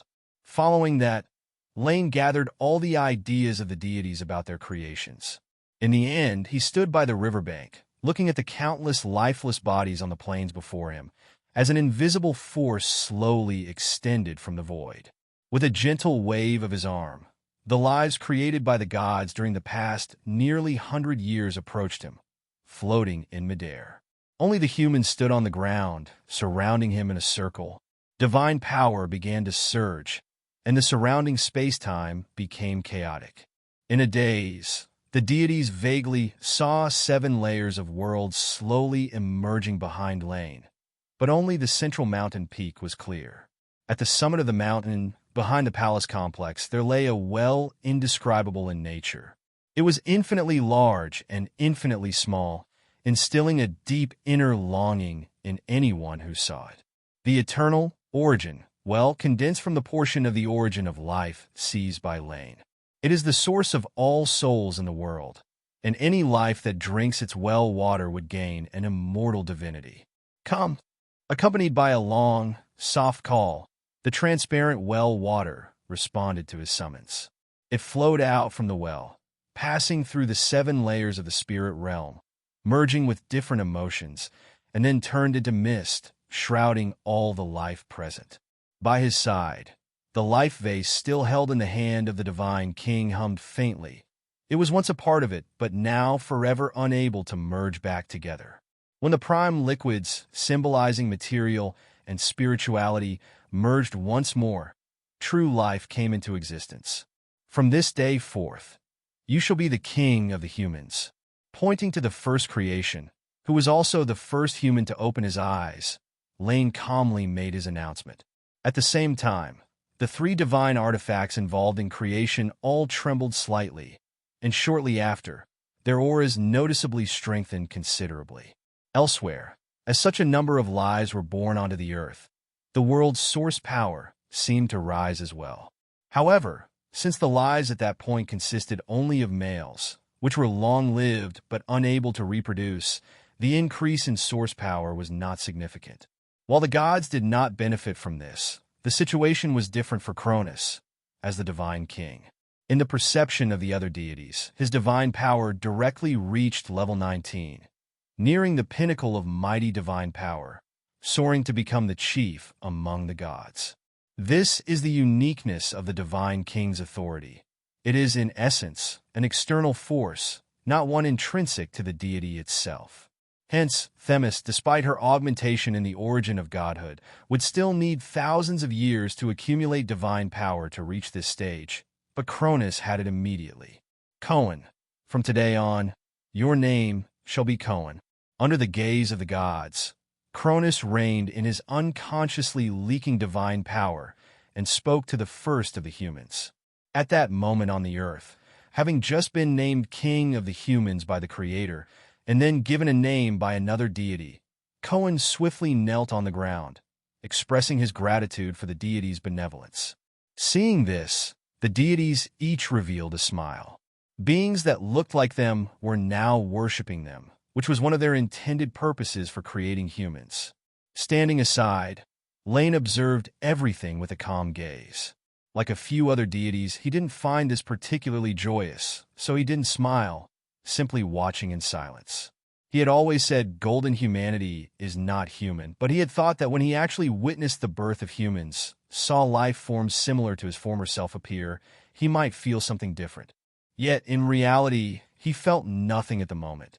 When he personally fashioned the first person, when he, as if writing a setting, made stipulations for the emotions of the golden humanity, he looked at the bewildered hundreds of thousands of humans before him, and for some reason, Laine no longer felt they were anything special. This is the golden humanity.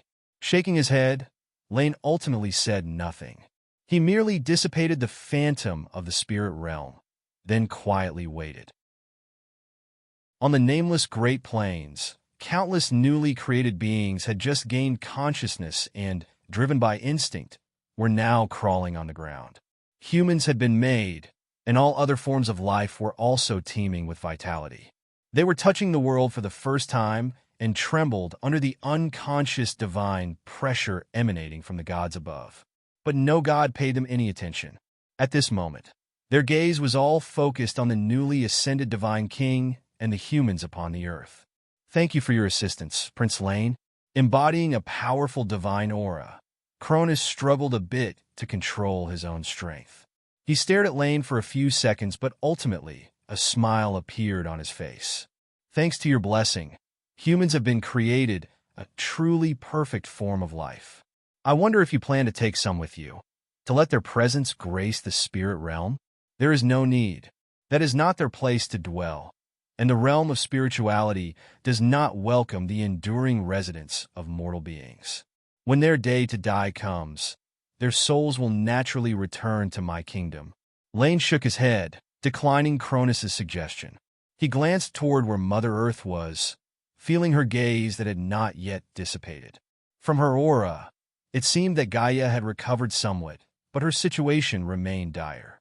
The remnants of her great divine power had barely been stabilized, but Laine knew she wouldn't last much longer. After all, whether it was Typhon, Demeter, or even the future ruler of the underworld, none had yet been born. Very well, then, said the divine king, seemingly regretful, nodding his head.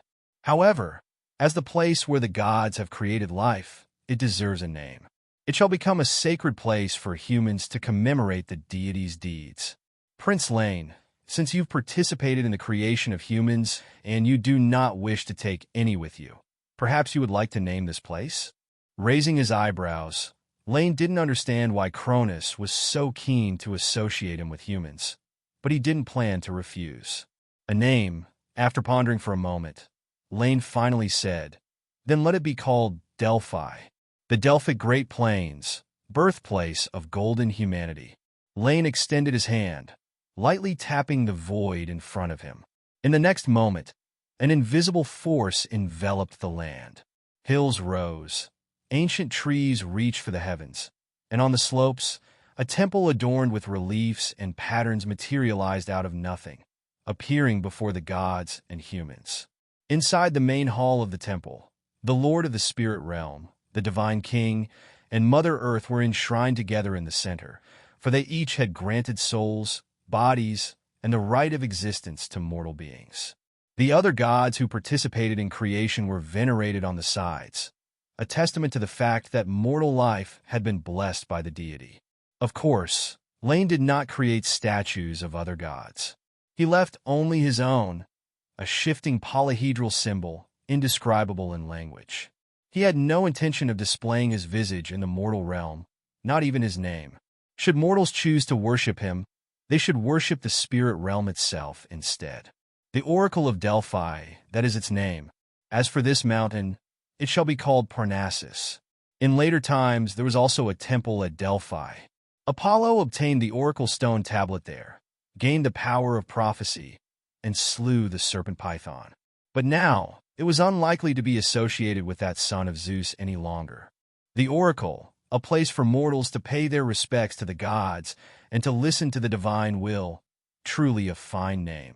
Cronus nodded his head, and divine power surged into the temple, and the divine king's statue also appeared within the magnificent building. Unlike Laine, his statue showcased his own likeness unabashedly. The divine king wielded a scepter in one hand, with 3 gemstones symbolizing dominion over the sky, the seas, and the earth, and with his other hand in front of him, as if embracing the whole world. I shall also establish an oracle at the foot of the Mount of the Gods. In time, those humans who belong to me will gather there to hear my will. A sound plan?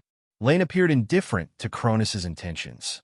He was planning to leave, but remembering the way Cronus had looked at him earlier, Laine decided to stoke the divine king's ambition a little more. Let him be busy expanding his authority.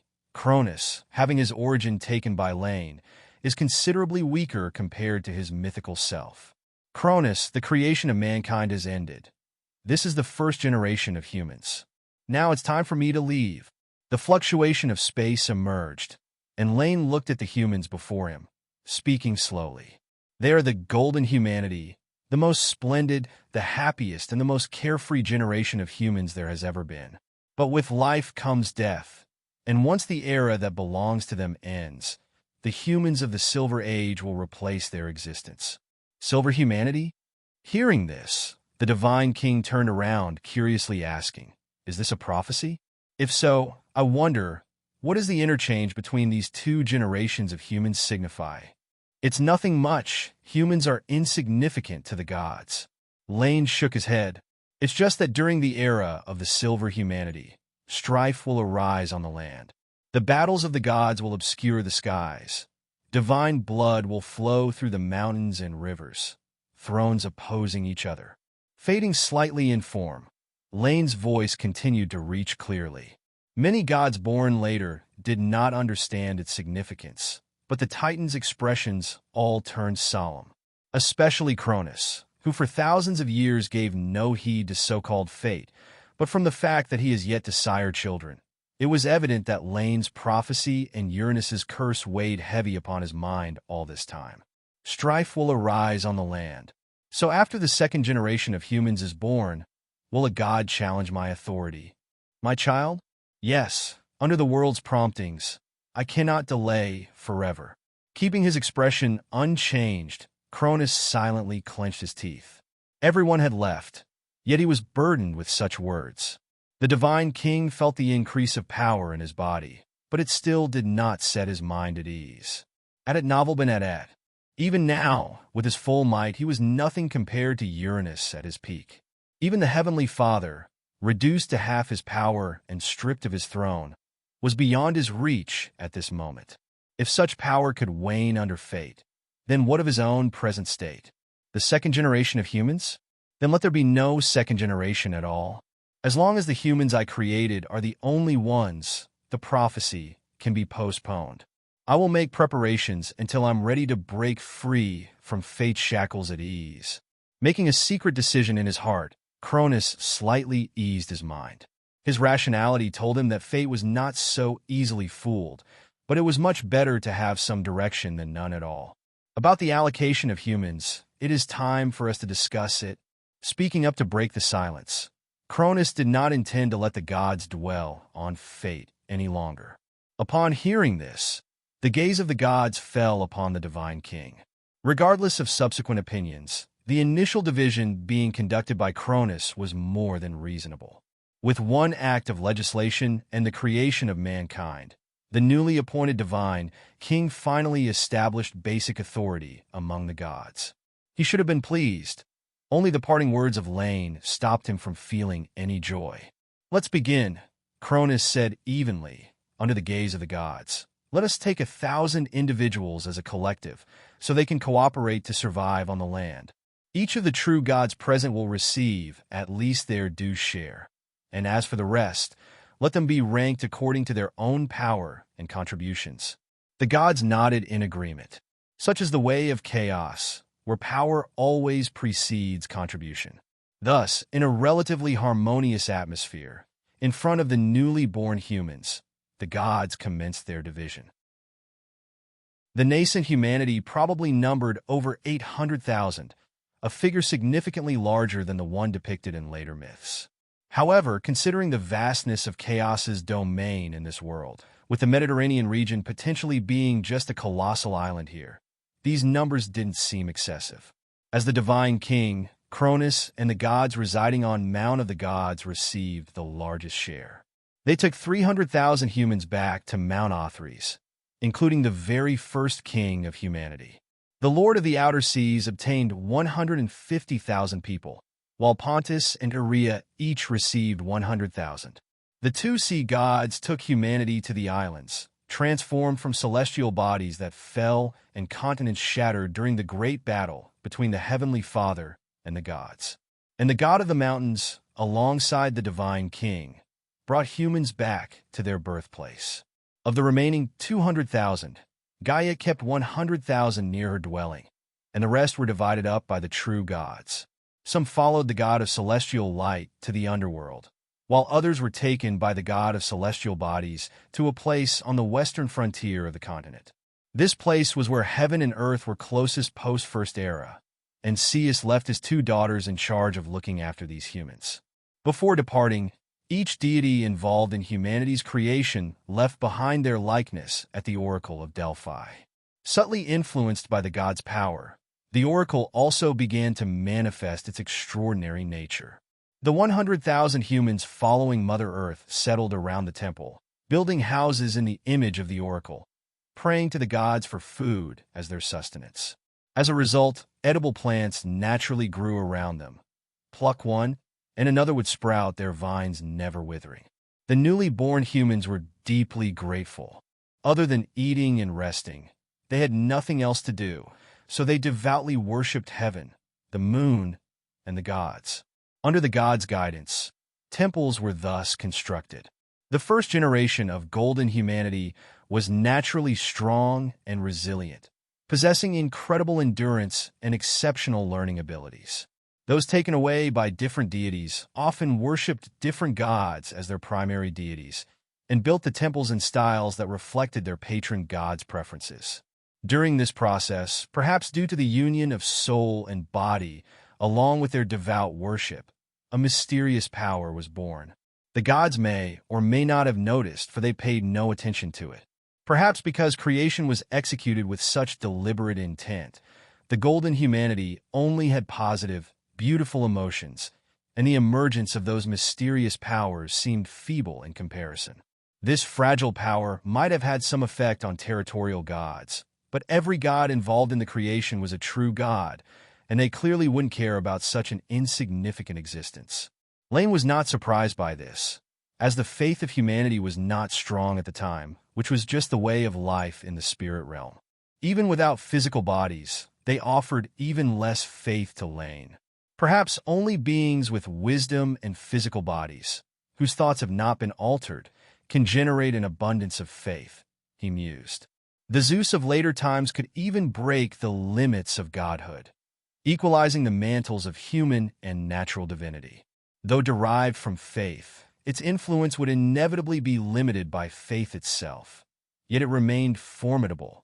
Feeling somewhat sentimental, Laine glanced at the origin of the wine in the spirit realm. It was weak and feeble. Even if the gods couldn't stop praising it, the so-called god of wine could only become the gatekeeper of meager divine power. In contrast, the god of wine in later times even secured a position among the 12 principal gods of Olympus. As long as there was an unending flow of faith, Dionysus would remain a deity of great divine power day after day. Regarding this, Laine only had some speculations, But given the current scarcity of faith, he was not certain. What he could be sure of was that as the master of spirituality and the first to come into contact with faith, even chaos could only prevent the creation of faith, not forcibly claim the faith directed at others for himself. This suggested that faith might indeed lean towards spirituality, but was not simply an extension of spirituality alone. Laine also vaguely discovered that acquiring faith might not solely rely on devout worship. Alternatively, the faith gleaned from pure prayers might actually account for a minor portion of the whole, with its variability being susceptible to the fleeting emotions of mortals. After all, even as the creator of life in the spirit realm, those spiritual bodies that truly revered Laine in devout faith were actually in the minority. Even the spiritual beings born later, who had never seen Laine, tended to regard him more as a symbolic figure. They revered him as great ancient spirit will and considered him to be the world itself, devoid of personal thoughts and ideas. In contrast, spiritual beings often worshipped the angels traversing different planes of the spirit realm.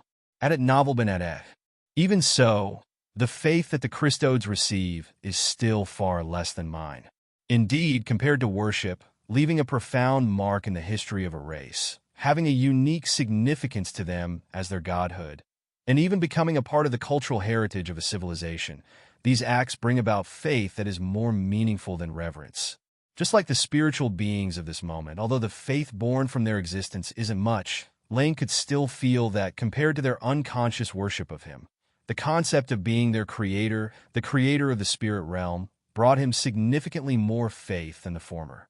This creation of beings was also an attempt by Laine to verify his hypothesis. After all, one piece of evidence alone does not establish the truth. The experiences gained from the beings of the spirit realm might not be applicable to all situations. But now, Laine could confirm his thoughts. As the creator of humans, Laine could feel that even without humans knowing exactly which god he was, there was still faith emanating from the collective of humanity. He even had a faint feeling that even if the humans of this era were completely wiped out from history, with not a single creature surviving, as long as the traces they left in the world remained, this type of faith not born from reverence would be endless. It might diminish, but it wouldn't completely disappear. This was the intuition that the godhood of history gave to Laine. Perhaps this magical power, stemming from intelligent life, has a special nature that even time can't erase, enduring through the ages, eternal and indestructible. Truly magical, civilization, faith, life, they are indeed the most elusive things in this world. But if that's the case, the fate of Prometheus no longer seems strange. The forethinker? The afterthinker. It's really nothing more than great folly resembling wisdom and great wisdom resembling folly. Recalling the birth of those two brothers and his actions akin to those of Métis, Laine saw even more clearly the secrets hidden behind the myths of a previous life. The fire thief and his brother, as the first to come into contact with bronze humanity, might have vaguely discovered the secret of faith, but in the end, the two made different choices. The three divine kings also realized this. Perhaps Pandora's box and the world-ending flood were also attempts by Zeus to probe the nature of faith. He discovered this then weak force and decided to test it. The result was pleasing. He further completed the missing emotional part based on bronze humanity, and then understood that faith was more than just kneeling in worship. And this, quite possibly, was the very key that Zeus used to fight against fate, indefinitely delaying the birth of the next divine king. Even the subsequent adventures of Dionysus and the 12 labors of Heracles were nothing but his further exploration of the power of faith. Civilization, It coincides with my original plans without prior consultation. Looking at the still empty third layer of the spirit realm and the vacant third oracle stone tablet, Laine finally turned his gaze to humanity. Through the connection between the master of spirituality and souls, he gently plucked the strings in his hand. And so, Chaos's first dream was born. Time flew by, and 700 years had passed since humanity was created. Phew! At the foot of Mount of the Gods, another nearly 10-meter-high boulder had been moved, and Cohen wiped the sweat from his brow, looking at another temple that was about to be completed in front of him. At it Novel bin Adad, tall and majestic. Unlike the oracle that was born from the finger of a god at the very beginning, this was a temple built by the golden humanity on their own. Before this, they had already constructed many temples in turn, and every true god on the mountain had one of their own. There were no exquisite bas-reliefs, no mysterious patterns, no sense of the sacred that could reach the soul at a single glance, but Cohen still felt very satisfied. What gods built symbolized their might. What mortals constructed symbolized their devotion. The two should not be confused. "King, please take a break." Just as he was about to move another stone, a voice from nearby made Cohen halt his steps. "In serving the gods, we should not long for comfort." Shaking his head, Cohen was tired, yet he did not feel the slightest dissatisfaction. Humans of the Golden Age encapsulated all positive emotions. They were upright, kind, hard-working, brave, and held a heartfelt reverence for the deities. In their eyes, serving the gods was a matter of course. Besides, as the first human personally created by the Lord of the Spirit Realm, he was naturally crowned king of humankind. After the division of the gods had come to an end, it was only natural that he was chosen by the divine king and brought to the surroundings of Mount Otherworld. Now, several tribes of different sizes were scattered around Mount of the Gods. They nominally belonged to the various gods of the mountain, but all heeded Cohen's commands. As the chosen leader, even though the title of king was more ceremonial at this time, without concepts of aristocrats, officials, and state, he still held himself to the highest standards. Of course, being the first human, he indeed possessed abilities far beyond those of ordinary people. "We certainly should serve the gods, but you haven't rested for 7 days." Hearing Cohen's words, the person who came to him understood but still tried to persuade him. Although Cohen, as the first created human, possessed strength far beyond that of ordinary people, he was after all not a deity. Even in the original myths, it was only after death that the people of the Golden Age ascended to the heavens to become special heroic spirits, approaching the status of quasi-gods. "All right." After hesitating for a moment, Cohen was finally persuaded. Only with enough rest could one work more efficiently. Proper rest was indispensable. Nodding, Cohen said goodbye to the person and walked over to a shady spot, where he sat down leaning against the trunk of a tree. In the chaos world, there was originally no sleep, and what humans called rest was merely to stop working. As beings blessed by the gods, they could refresh their energy quite rapidly after a short pause. But this time, just as Cohen sat down, a strange sense of trance washed over him. He didn't understand what it was, so he tried hard to stay awake. Yet the power of mortal things ultimately couldn't resist authority. And in the end, Cohen leaned against the tree trunk and fell into a deep sleep. Darkness everywhere. It felt like sinking into the abyss, with thought unable to stir, encompassed only by a cold sensation. The concept of time became blurry. It seemed like a day, or maybe a second. At some point, Cohen seemed to see a trace of color. Phew! Suddenly waking up, Cohen realized he was no longer in the original place. He was now in front of a towering building. Unlike the stones he had seen before, this building was constructed from various unknown materials, decorated with exquisite patterns and designs. Some carved with humans, some with objects. Although Cohen couldn't understand most of the meanings behind the patterns, he recognized one. It depicted a person carving. He had learned carving, but upon seeing that scene, Cohen felt that what he had learned before was a clumsy joke. May Goddess Themis forgive my presumption. As soon as this thought emerged, Cohen hurriedly prayed in his heart. Before, all of humanity's superficial skills were learned from the goddess of justice. This included temple construction, record-keeping of significant events, and sculpting of divine statues. Beyond that, the goddess also helped humans simplify the inherent text filled with extraordinary power and taught them much knowledge. Humans used this to write history, commemorating the significant events that had occurred. However, Although what he had seen now was much more than what he had previously learned, Cohen, who quickly came to his senses, did not think it was a problem with the goddess. Gods could not err. The goddess only taught him those skills because mortals should comprehend just that. After silently praying for a while, Cohen began to observe his surroundings again. Although he did not know where this place was, it was undoubtedly a place befitting only a god. Cohen did not dare to enter the dwelling of a god on his own, so he looked around. For some reason, everything was shrouded in white fog, as if he were enveloped in the middle, with only him and the temple being real. Creak! The sudden noise made Cohen turn around sharply. He did not know when, but the great doors of the temple had opened by themselves. Severaz Temple, that was the name of this place. Although Cohen did not recognize any characters, he somehow knew this. But faced with this unexpected change, Cohen was instead relieved. He had confirmed that everything he was experiencing must be the will of the gods. Great deity, if it is you who has guided me here, then I shall come forth and meet you. After bowing respectfully to the great door, Cohen carefully crossed the threshold and walked into Severaz Temple. Past the great door was a long corridor, flanked by rows of columns on each side. The frescoes inside the temple were even more exquisite, but Cohen dared not look too much. He walked carefully and quickly forward, not to make the master of this place wait too long. The corridor was very long, far larger than the temple itself as seen from the outside world.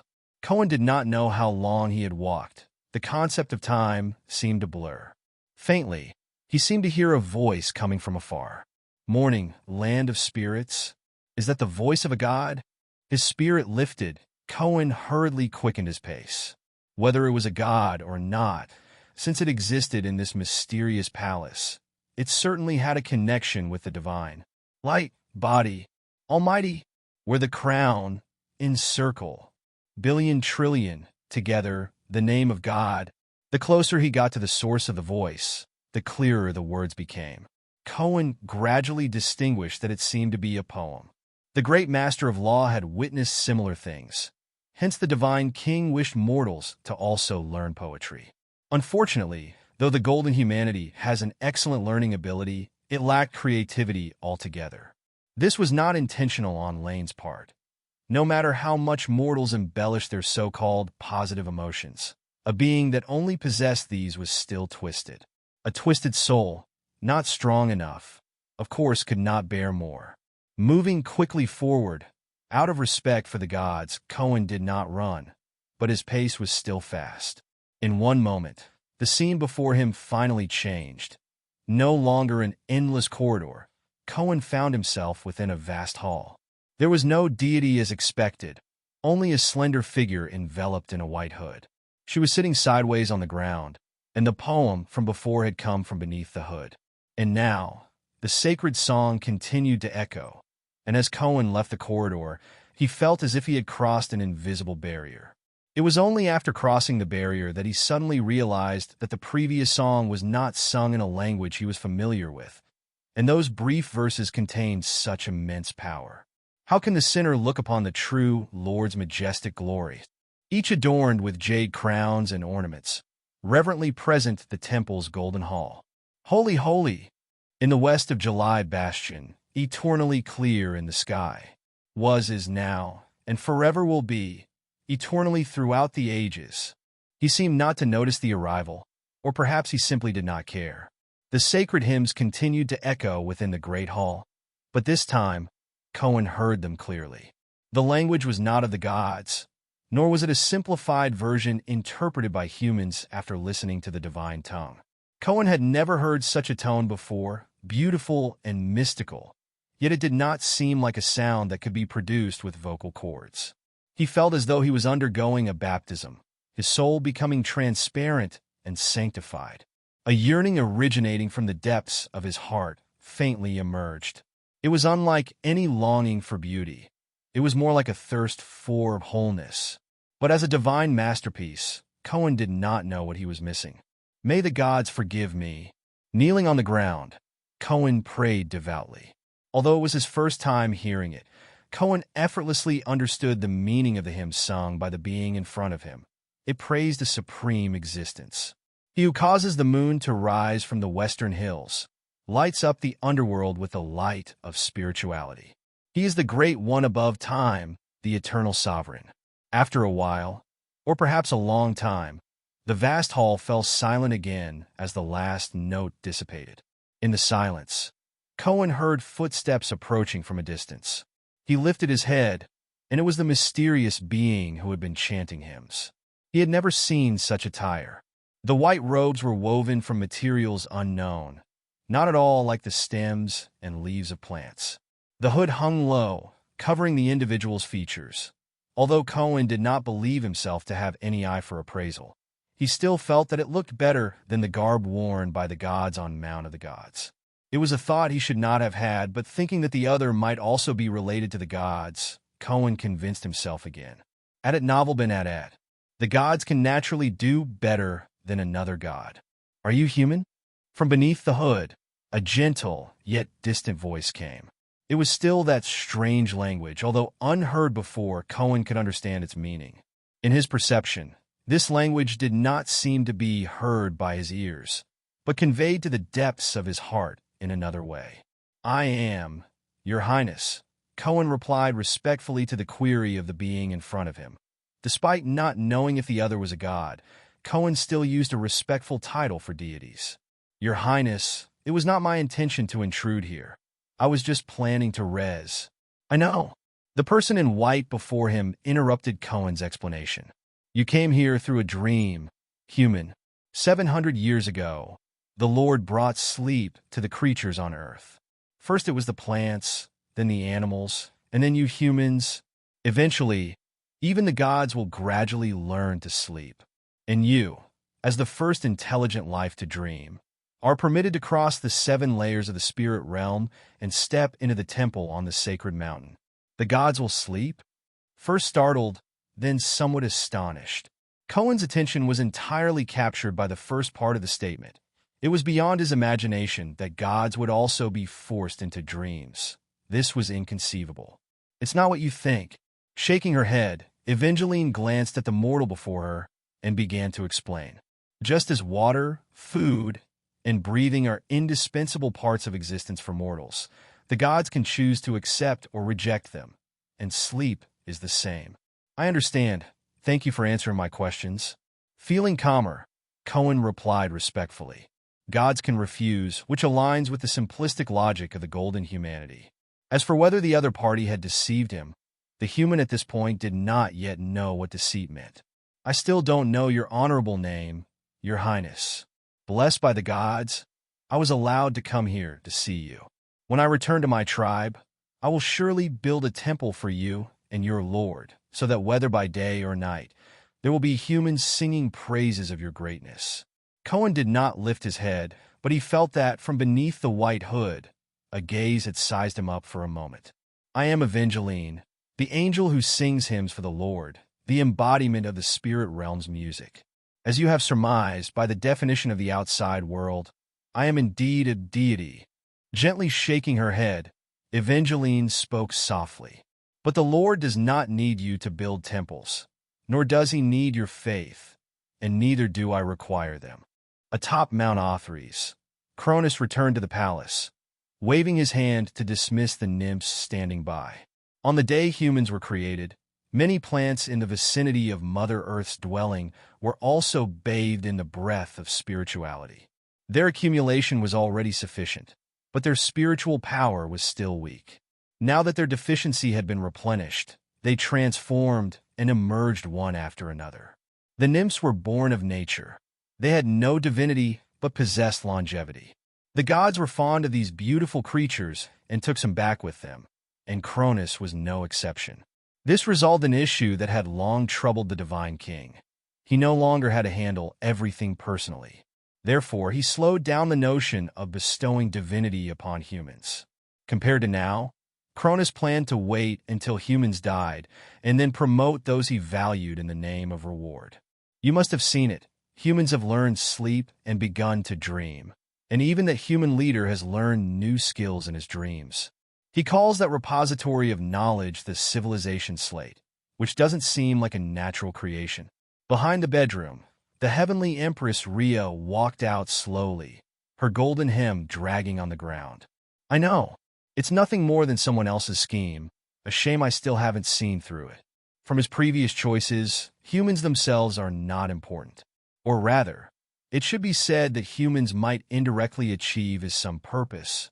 Fate, what a mysterious power it is, always leading the gods on the correct path. Shaking his head slightly, Cronus reached out and embraced his sister, sighing deeply. Nyx and Laine, the only two deities who presided over fate, were not at his disposal, or else he would not be so vexed.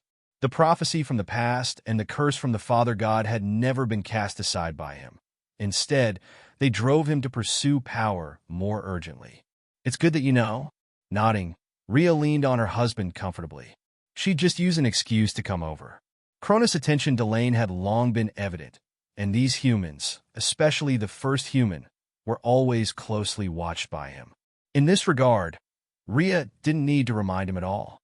Compared to human affairs, perhaps due to the influence of the Queen of Gods, she desired to bear their own divine children with Cronus, just like her siblings. But many years had passed, and due to his apprehension about the prophecy, Cronus had always refused. But such refusal was meaningless. Bearing deities was one of the responsibilities given to the divine king by the world. Cronus could delay it with other methods, but only delay it. Do you think there's something special about these humans? Gazing down the mountain, Cronus did not notice Rhea's emotions.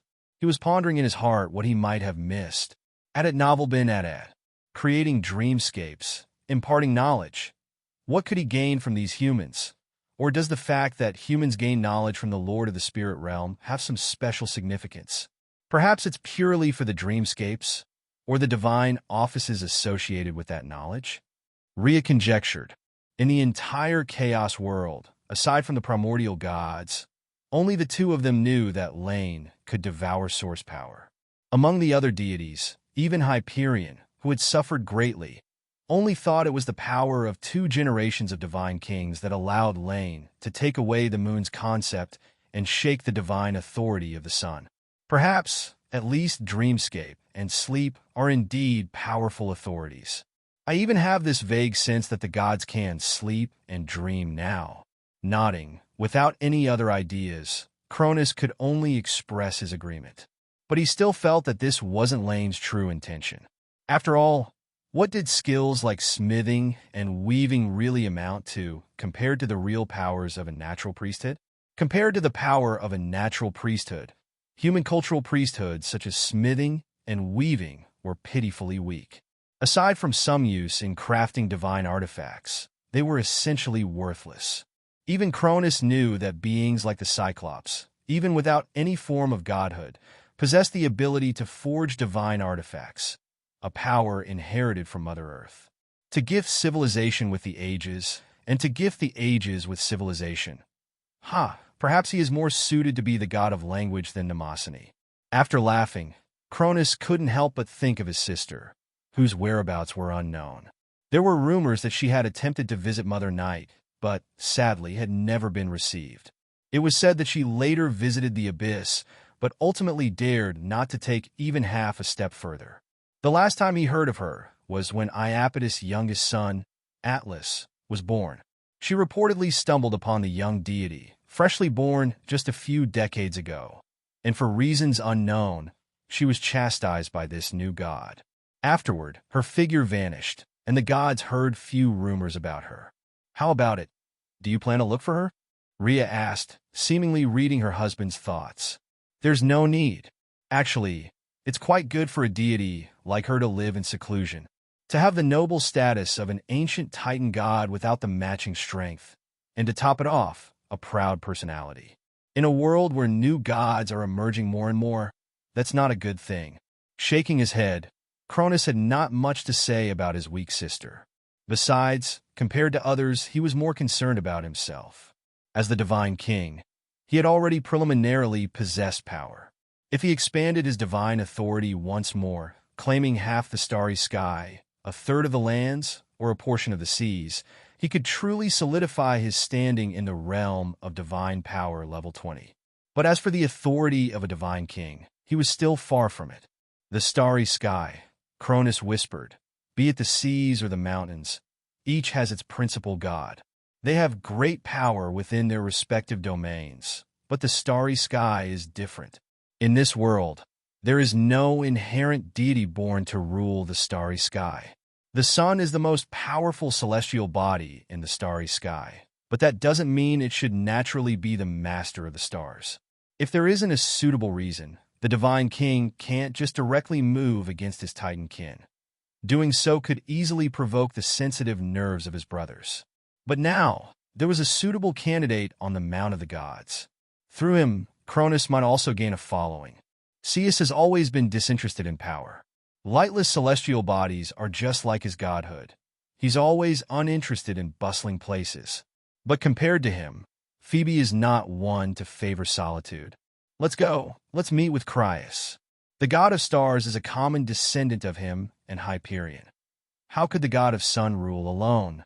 And as for his second son, Perse, I think the goddess of the morning star would suit well as his wife. Cronus, arm in arm with his queen of gods, hurried to the dwelling of the god of meteorology. Though he knew that after the god of the stars, Astraeus, and the goddess of dawn, Eos, had given birth to their offspring, Crius had already struck a deal with Hyperion for the wind gods to belong to meteorology and the star gods to the sun. He did not care. He believed that if given the opportunity, his brother would not mind either. Since the birth of humans, creatures proliferated, and the chaos terrain seemed to suddenly come to life. The conflicts among the gods appeared to be alleviated. They turned their attention to the myriad of lives, especially the humans surrounding Mount of the Gods, who attracted the most notice. With the knowledge learned from the dreamscape, the inherently intelligent golden humanity, as if given an unfair advantage, divided professions, built cities, and rapidly widened the gap between themselves and other human communities. In just a few hundred years, they transformed from savagery to civilization. Even if they had only positive emotions by nature, primitive city-states might have already emerged. Among the gods were wise beings who guessed the source of it all, but they did not care. No matter what purpose the Lord of the Spirit Realm had in spreading knowledge, they too benefited from it. It is easy to go from frugality to luxury, but hard the other way around. Exquisite trinkets and luxurious garments. Once accustomed to the various creations of humans, the gods could never again do without them. In such an environment, the eldest son of the ancient sea god and the daughter of the ocean deity sovereign, Doris, united. The disputes among sea gods seemed to have a tendency to pause. But in the heavens of chaos, another conflict was brewing. With the support of the divine king, the god of meteorology, Crius, who recently advanced to possess strong divine powers, ordered his son Ra to rally a group of gods of stars. They no longer obeyed Hyperion's commands, but revered the master of Mount Otherworld instead. The god of sun was enraged. He wanted to retaliate with war, given that the gods of stars could leave, but as territorial gods representing celestial bodies, they still hung in the night sky. However, as Zeus and Phoebe were invited to Mount of the Gods, tranquility was restored once again. The situation became a stalemate, with only their children occasionally battling in the starry vault. Until this day, in front of the seldom visited nether moon, a familiar hemline appeared all of a sudden. Princess Nyx, it has been many years since we last met. How have you been recently? The cool moonlight shone through the underworld, just as Laine always gazed at the earth. He appeared right outside the nether moon the moment he sensed the presence of the Lady of Night. More than 1,000 years ago, when he actively sowed the dreamscape, Laine knew that this day would come. After all, in the original trajectory, the god of sleep and Thanatos were true gods that Nyx conceived alone. Setting death aside, sleep is the rest of the soul, and also the rest of the body, similar to life. Laine's absorption of sleep was not complete. If incomplete, it would be discovered. Nyx could easily perceive that the divine child she conceived lacked half of its godhood, and the corresponding power had long since flowed into the spirit realm. Of course, Laine certainly wouldn't admit that he had been plotting from the start. Unlike Mother Earth, You rarely venture out, your highness. Eh, you're putting on quite the act. What? The Foreseer can also play innocent. Nyx scoffed, and just like thousands of years ago, her words were no less impolite. However, for this homebody ancient god, Laine nevertheless had a high tolerance. Partly because he couldn't beat her, and partly because, although the Dark Overlord was cordial and polite the last time, he still found the Lady of Night to be more real. The intuition of the Sovereign of Spirits is still worth trusting. What words are these, thus? Laine said with a smile. Peering into fate also requires power, and as a primordial god who governs destined affairs, unless you allow it yourself, no one can see the fate related to you. Perhaps there's been some misunderstanding. Why not talk about it? As Nyx's gaze swept across Laine's face, her expression did not change, but her heart was slightly shaken. In the domain of destiny, there was little that could escape her perception. Whether or not Laine could see the future related to her wasn't something she was entirely sure of, but even if he could, Nyx would definitely sense it. Prophecy is the observation and anchoring of destiny, and the Lady of Night herself symbolizes destiny. The rationale is clear, but this doesn't affect her stance. No matter whether or not this matter involved Laine, she temporarily assumed it did. After all, in chaos, no one could take advantage of her for free. You've absorbed the concept of death, haven't you? Gazing at the coldness beneath Nyx's veil, Laine nodded nonchalantly and said, That did happen, though it was merely an accident. After I created the beings of the spirit realm, I found that unlike the gods, although they were conscious, they were not immortal. So I accelerated time and orchestrated chaos's first death. Since then, the source power of death has been linked to the spirit realm. However, I must say, death is pitifully weak, incapable of sustaining even a god with weak divine power. This was a lie. The absorption of the source power of death was clearly no accident, but the latter half of the statement was true. Compared to life, death was practically non-existent.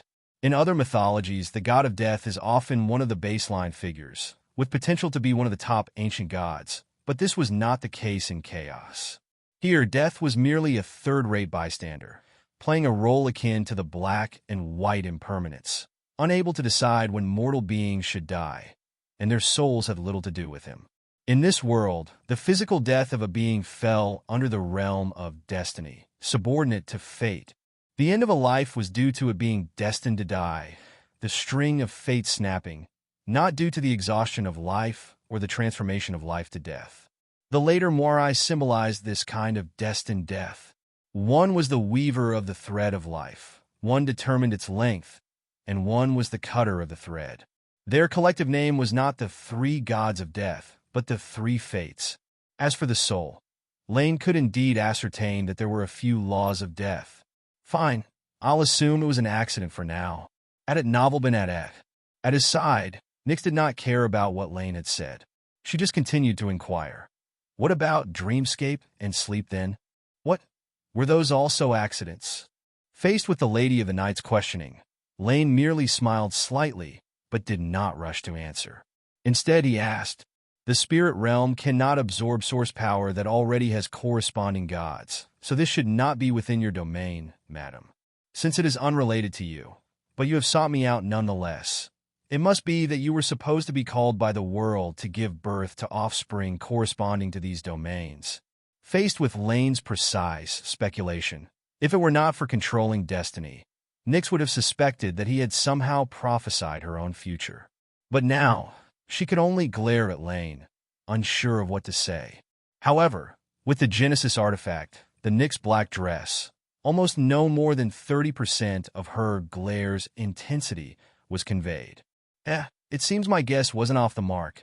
So tell me, could it be that Princess Nyx is very intrigued by the idea of progeny burgeon from the prime body, and that is why you have come to bother me? From our last conversation, I thought you and Lord Erebus were quite averse to it, not at all wishing for the prime body to bring you unexpected. Enough! Nyx interrupted coldly, but perhaps because of her naturally ethereal tone, Laine couldn't detect much harshness. Regardless of whether I like it or not, you've done these things. Since you have taken the corresponding powers, you must also solve the troubles that come with them for me. Troubles? Now Laine was genuinely surprised.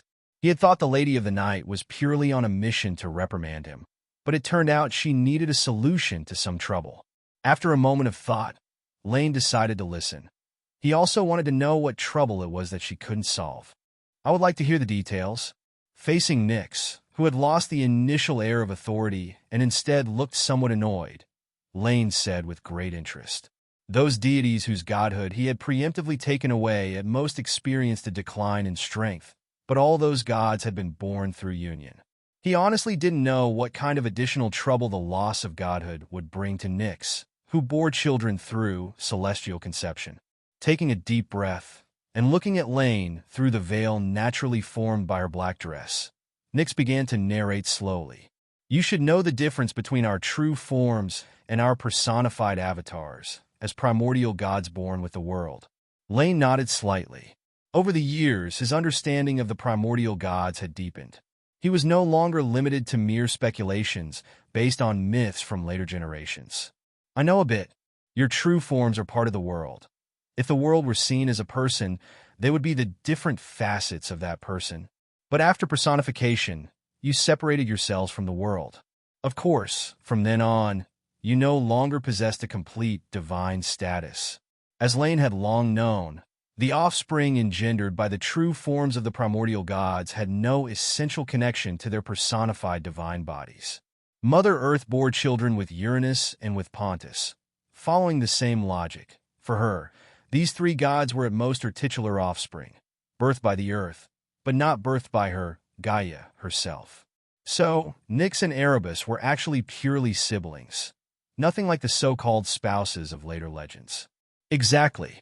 Our true forms are an aspect of the world. So when the world's laws are shaken, it's possible to celestial conceive and give birth to new gods. Talking thus, Nyx glared at Laine again.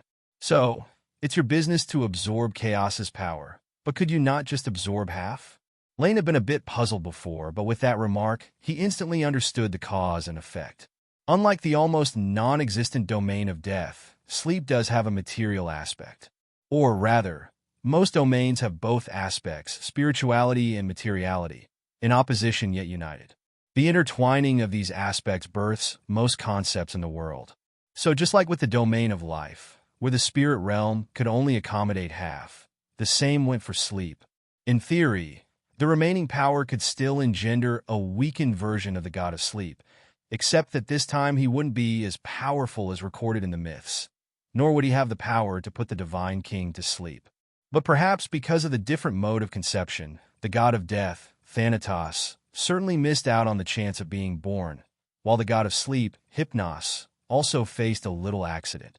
So you mean to say that the embryo of the god of sleep was conceived with the complete domain of sleep, and it should originally also come with 3,000 subordinate quasi-gods of dreamscape. But now, because the source power was taken by me in advance, his birth has been stuck? Laine tried to maintain his usual expression. Although he knew that Nyx and her true self were not one and the same, the thought that she had a divine child stuck halfway, in conception, still made him want to laugh. You had better not let that laugh out, or I will make sure you can never laugh again. A faint voice came from behind the ever-changing black veil, enveloping Laine in an inexplicable chill.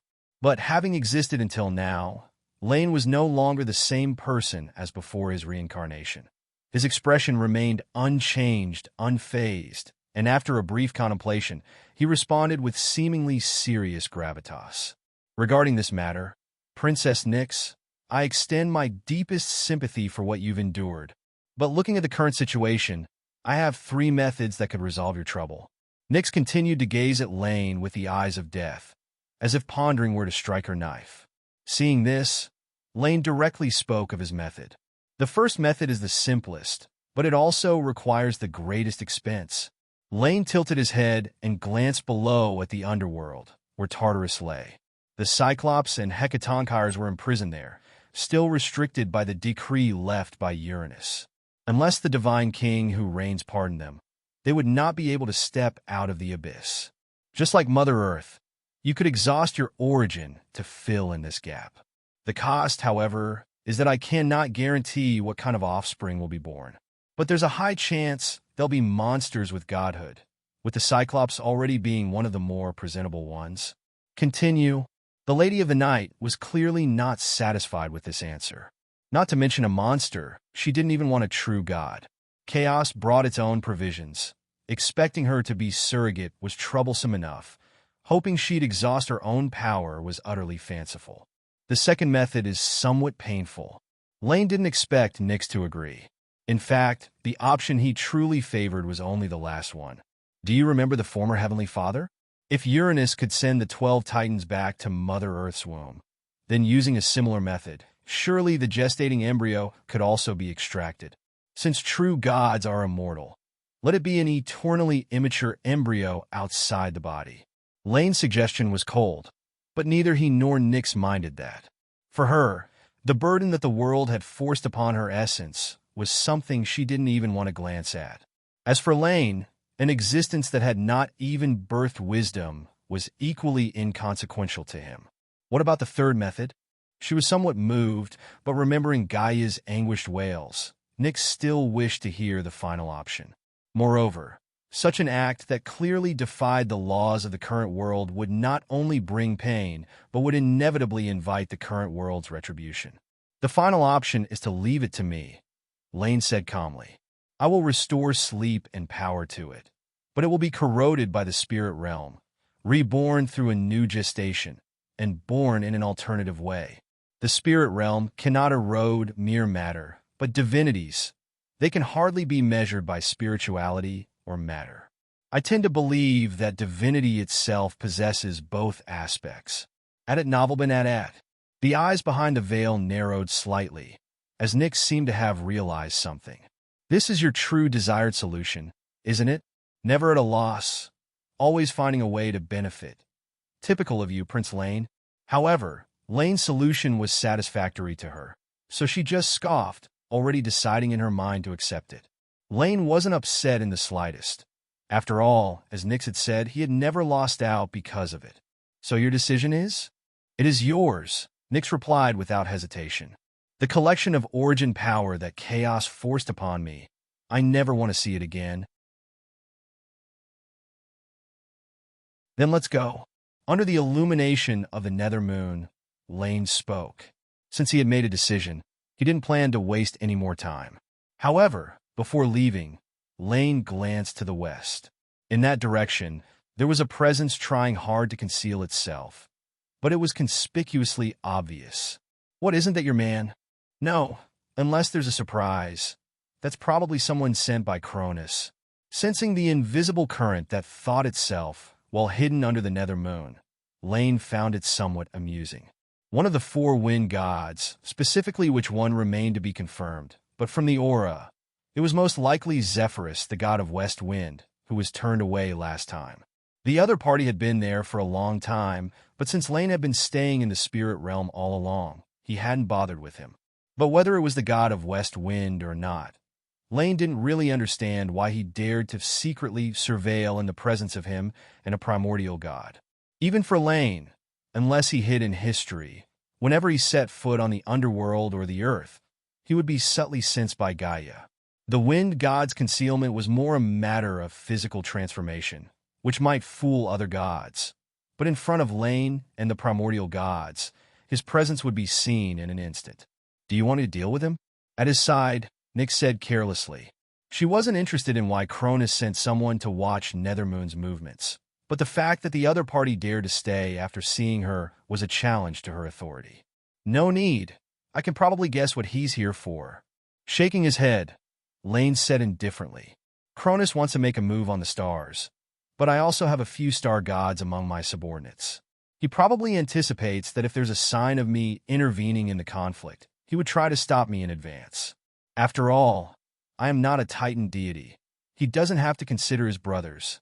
But since he wants to know what I'm up to, let's show him. Let's go. If this guy is still here when I come back, it won't be late to deal with him then.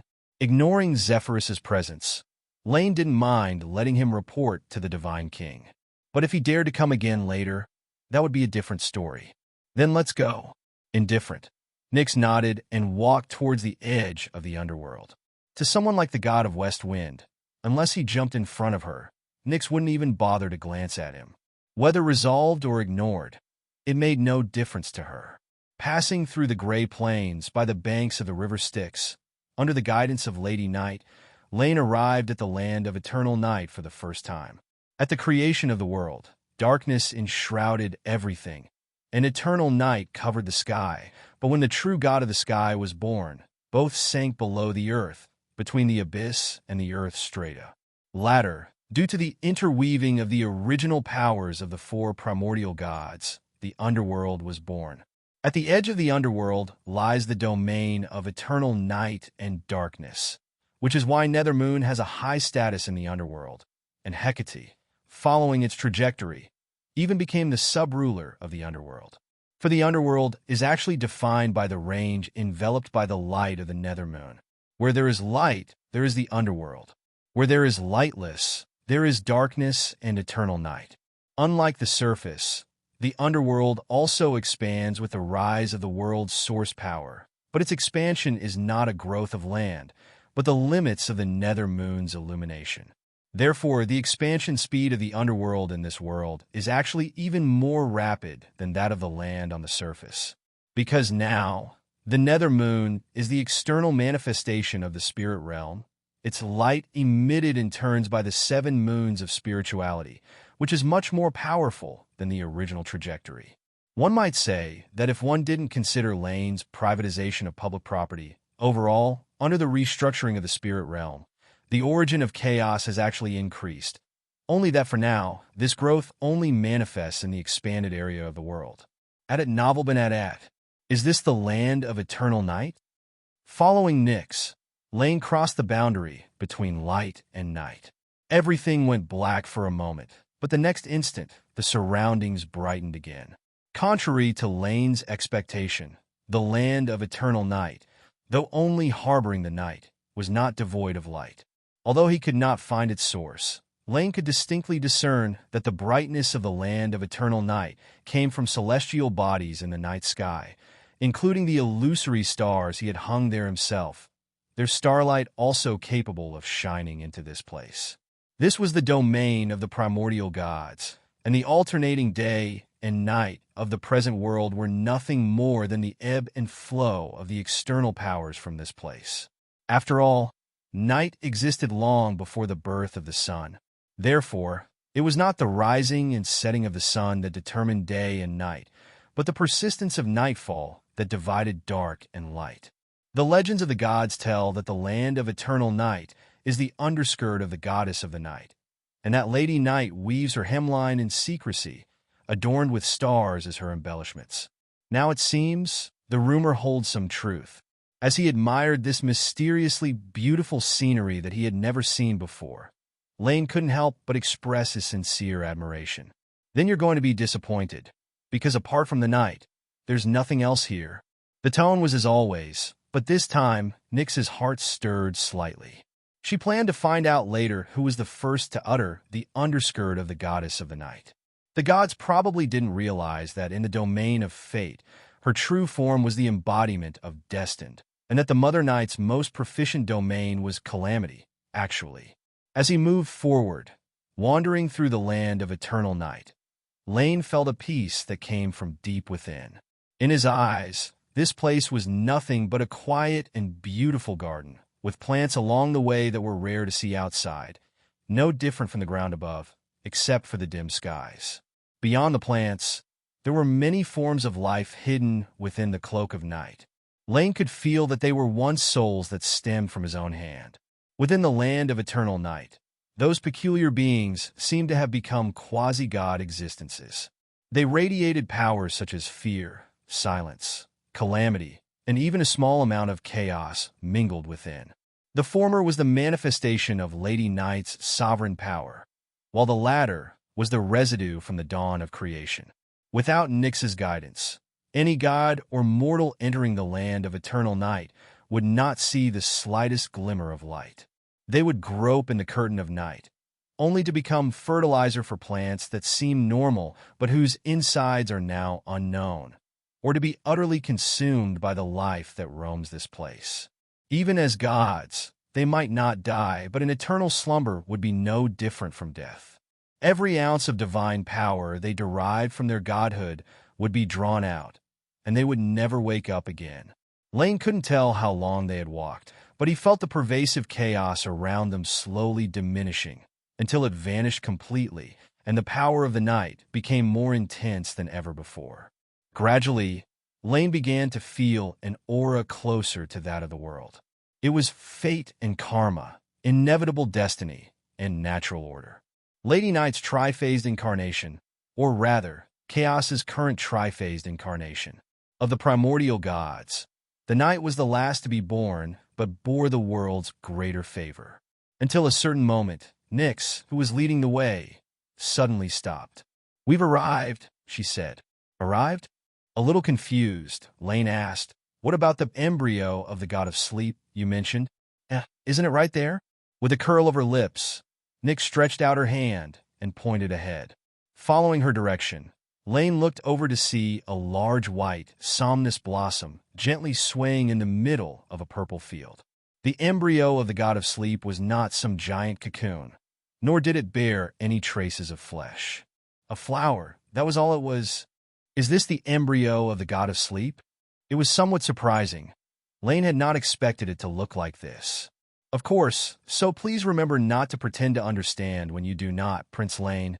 With a light snort, Nyx explained, "You didn't think the conception of a primordial god and that of an ordinary deity would be the same, did you?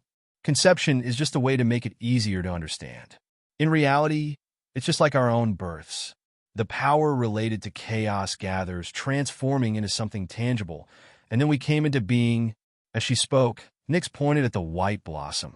It somewhat resembled the white, somnus blossom from a previous life, but judging by its size, it was as large as several people huddled together.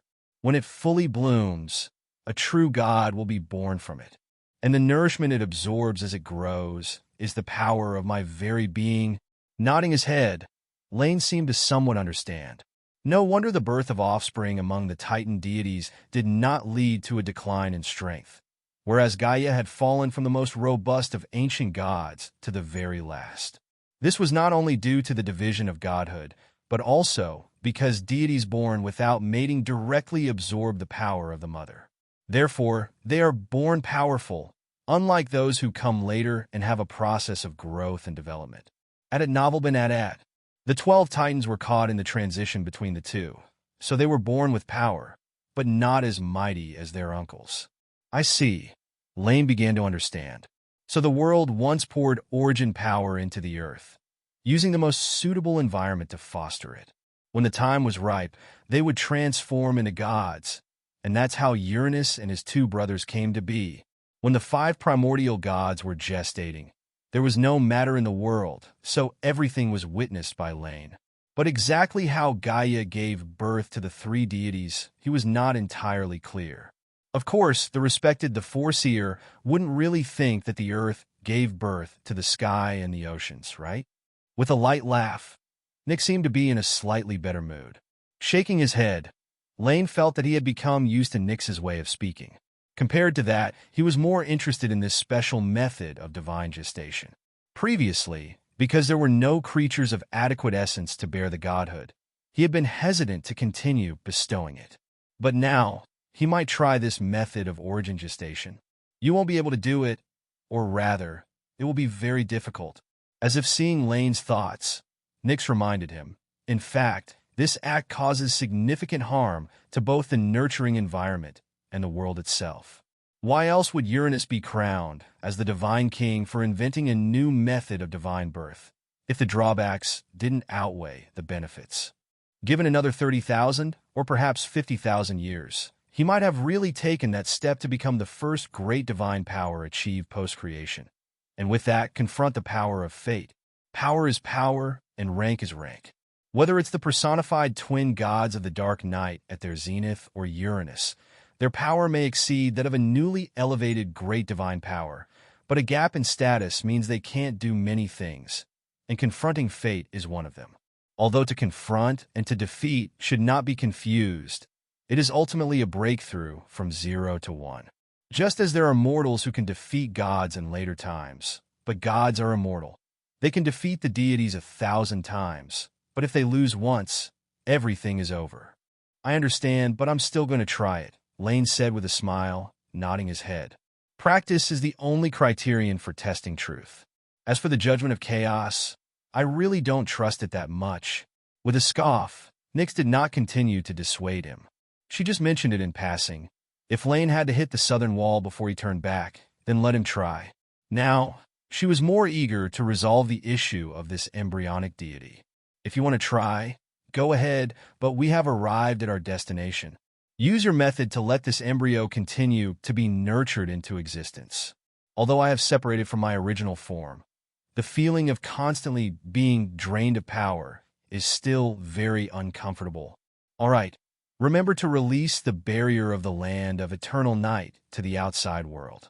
The power of the spirit realm is indispensable for assimilating it. Laine nodded and stepped forward. The divine form before him felt peculiar. Or perhaps divinity itself was simply that, peculiar. It couldn't be wholly described with either spirit or matter. To be precise, it possessed the qualities of both, yet it seemed as if it had neither. If he had to describe it, Laine thought that the divine flesh leaned more towards a quantum state. If you observed it in the way you would a material object, it would exhibit the properties of all matter. If you observed it in the way you would a spirit, it would then exhibit the properties of all spirits. And the subjective will of the deity was the only observer who could make this wave function collapse in the direction they desired. At the moment, the somnus blossom before Laine existed in a material state. The first step to assimilating it was to allow it to convert itself into a spirit state. Laine reached out to touch the petals of the embryo before him. But quickly, he ceased this action, as he faintly sensed the traces of the will of the world. It was born under the will of the world and naturally is protected by chaos. You can only touch it when it voluntarily relaxes its restrictions. By his side, Nyx spoke up, watching Laine's act and offering a reminder. Voluntarily, huh? That's easy to manage. Laine nodded slightly, his will merging with the spirit realm that already enveloped the underworld. Nyx timely released the restrictions of the land of eternal night, and the power of spirituality followed the path Laine had come by, reaching directly to the proximity of the embryo. In the next moment, the sleep and dream source power, already devoured to the last drop, appeared in Laine's hands. Sensing the affinity with its own origin, the white flower immediately began to sway, and the power that shrouded it also vanished without a trace. Seeing this, Laine didn't rush to send over the source power that had been transformed by the spirit realm. Instead, he operated his divine power, quietly pulling the embryo of the god of sleep into a dream state. In the dream, the embryo's faint consciousness seemed to sense that the surrounding environment had changed, out of sync with its current state. Thus, driven by instinct, the characteristics of its divine form began to change, shifting from a material state to a spirit state. On the outside, Laine watched the somnus blossom begin to change in sync, and he no longer hesitated, infusing the source power that appeared in his hands into it. Sensing a breath of the same origin connecting with itself, the somnus blossom, even while in a dream, voraciously sucked it up, making it a part of its own godhood. However, as the source power blended in, the flower converted into a spirit state failed to notice that it was also being assimilated by the spirit realm. For Laine, the source power he offered was akin to bestowing a divine aspect, which did not affect his control over the related fields, and it was rather like installing an external plugin. For the embryo in question, assimilation was not a concern. After all, it was merely a transfer from an entity known as chaos to one known as the spirit realm, and as it had no self-awareness, it felt no difference. Only the present power that had originally swirled around the embryo once again stirred tumultuously, but neither its protected charge nor Laine paid it any mind. This is the consequence of not having wisdom. Nyx sneered, feeling the world that was gradually becoming active, yet couldn't be stopped due to the embryo's initiative to cooperate. She had never had much fondness for the will of chaos, which was always causing trouble for the primordial gods. Perhaps, but if it really developed a consciousness, you might find yourself missing the present situation. An eternal and supreme ruler, omniscient and omnipotent, would be far more terrifying than any divine king. As Laine assimilated the embryo before him, he still had the leisure to chat with Lady Night. Unless something unexpected occurred, he would have to spend at least several hundred years here. For it was not a simple task to assimilate a true god for the first time. He had considered taking it back to the spirit realm to hatch, but the flower's roots were already deeply embedded in the land of eternal night. Forcibly taking it away would only cause greater harm to Lady Night's main body. Now, this was fine. The power of the spirit realm flowed into the eternal night through the crack that Nyx had left open. The war outside is about to start, happening right above the sky, involving a dispute over the ruler of the stars. She abruptly changed the subject. Clearly, Nyx wasn't keen on having an eternal divine king. Her gaze pierced through the night sky, and unsurprisingly, she saw the preparations for battle among the stars. About several hundred years ago, Crius's second and third sons were born. The second son, Pallas, was the god of war, while his third son was Perseus, the god of material destruction. Not long ago, under the guidance of the divine king and the goddess of daylight, Phoebe, he united with Ceus and Phoebe's second daughter, the star goddess Asteria. It was for this reason that the situation above the stars had become increasingly tense. I guess Ceus has sided with Cronus, blocking Thea together with Phoebe. Laine speculated casually, his tone unrushed. The silence from Lady Night beside him confirmed without a doubt that his guess was accurate. Although the war had not yet begun, the movements of several titans could not escape Nyx's notice. Unlike the earth and ocean, Chaos did not have the starry sky as his main domain of godhood, but Nyx, who presided over the night, could be considered half of one. It is normal, Ceus indeed has no interest in power. He is the god of lightless celestial bodies, and perhaps tainted by the source of darkness, just like you and Erebus. He does not like to wander. But Phoebe is different. She does not have a complete domain of her own. Her light comes from the power she received at birth from her older sister, and her body comes from the sun driven by her innate godly instinct. She yearns to shine as brightly as her sister, but cannot help feeling some envy. So, do you think the war in the starry sky will soon have a victor? At it novel been at. Nyx hadn't paid attention to these matters before. Or to be precise, as a primordial god within the system of chaos, there wasn't much for her to pay attention to.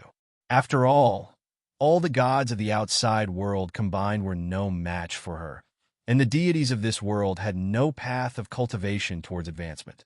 Other than merging with her main body and blurring her perception of time, she didn't know what else she could do. No, this war will not end quickly, Laine said softly, shaking his head. The starry sky is different from the land. It not only has an area, but also has levels, which means its victory cannot be determined in a short period.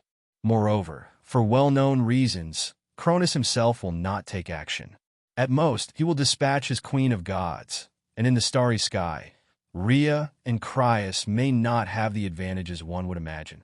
Just watch, Laine concluded. If nothing unexpected happens, there will be no victor in this celestial conflict before a real turning point is reached. It will last at least 1,000 years, and because the divine king's energies will be diverted, the recently pacified ocean deity sovereign will once again stir up strife with his uncle. And you? Nyx asked, looking at the eloquent black-clad deity. Where do you stand in this conflict? Facing the slightly strange gaze of the Lady of the Night, Laine looked up at the sky. 3,000 years, perhaps 2,000, he said. When the time is right, I will personally hand the knife over to Cronus. Fate's intuition tells me that once the divine king occupies the starry sky, the urging from the laws of the current world will be unstoppable. The 6 divine children will descend one after another, and the flames of war will reignite between the 2 mountains. As for me, with a slight smile, Laine looked towards the abyss. Tartarus, the only primordial god whose form remains intact. He silently devoured all the chaos of the world, and even the later myths recorded scant about him. But this is a real world, or rather, a world where destiny's trajectory is increasingly skewed. Once Zeus takes the throne, the so-called myths won't be that credible anymore. As for me, how about being a one-day divine king? Laine caught a glimpse of Nyx's expression from the corner of his eye, but had no intention of explaining. There are some things that he is only guessing at now. After all, involving two divine kings and Chaos's unique mythological system, he doesn't know if his idea will succeed or not. But trying it out isn't a big deal. He told Cronus to start where it all began, but conversely, the same is true. Compared to the starry sky, I'm actually more worried about your sister. Sighing, thinking of the life vase, Laine still doesn't believe that Mother Earth would have silently endured that loss. Not all gods put pros and cons first. Rather, among the whimsical deities of chaos, those who do what they desire are in the majority.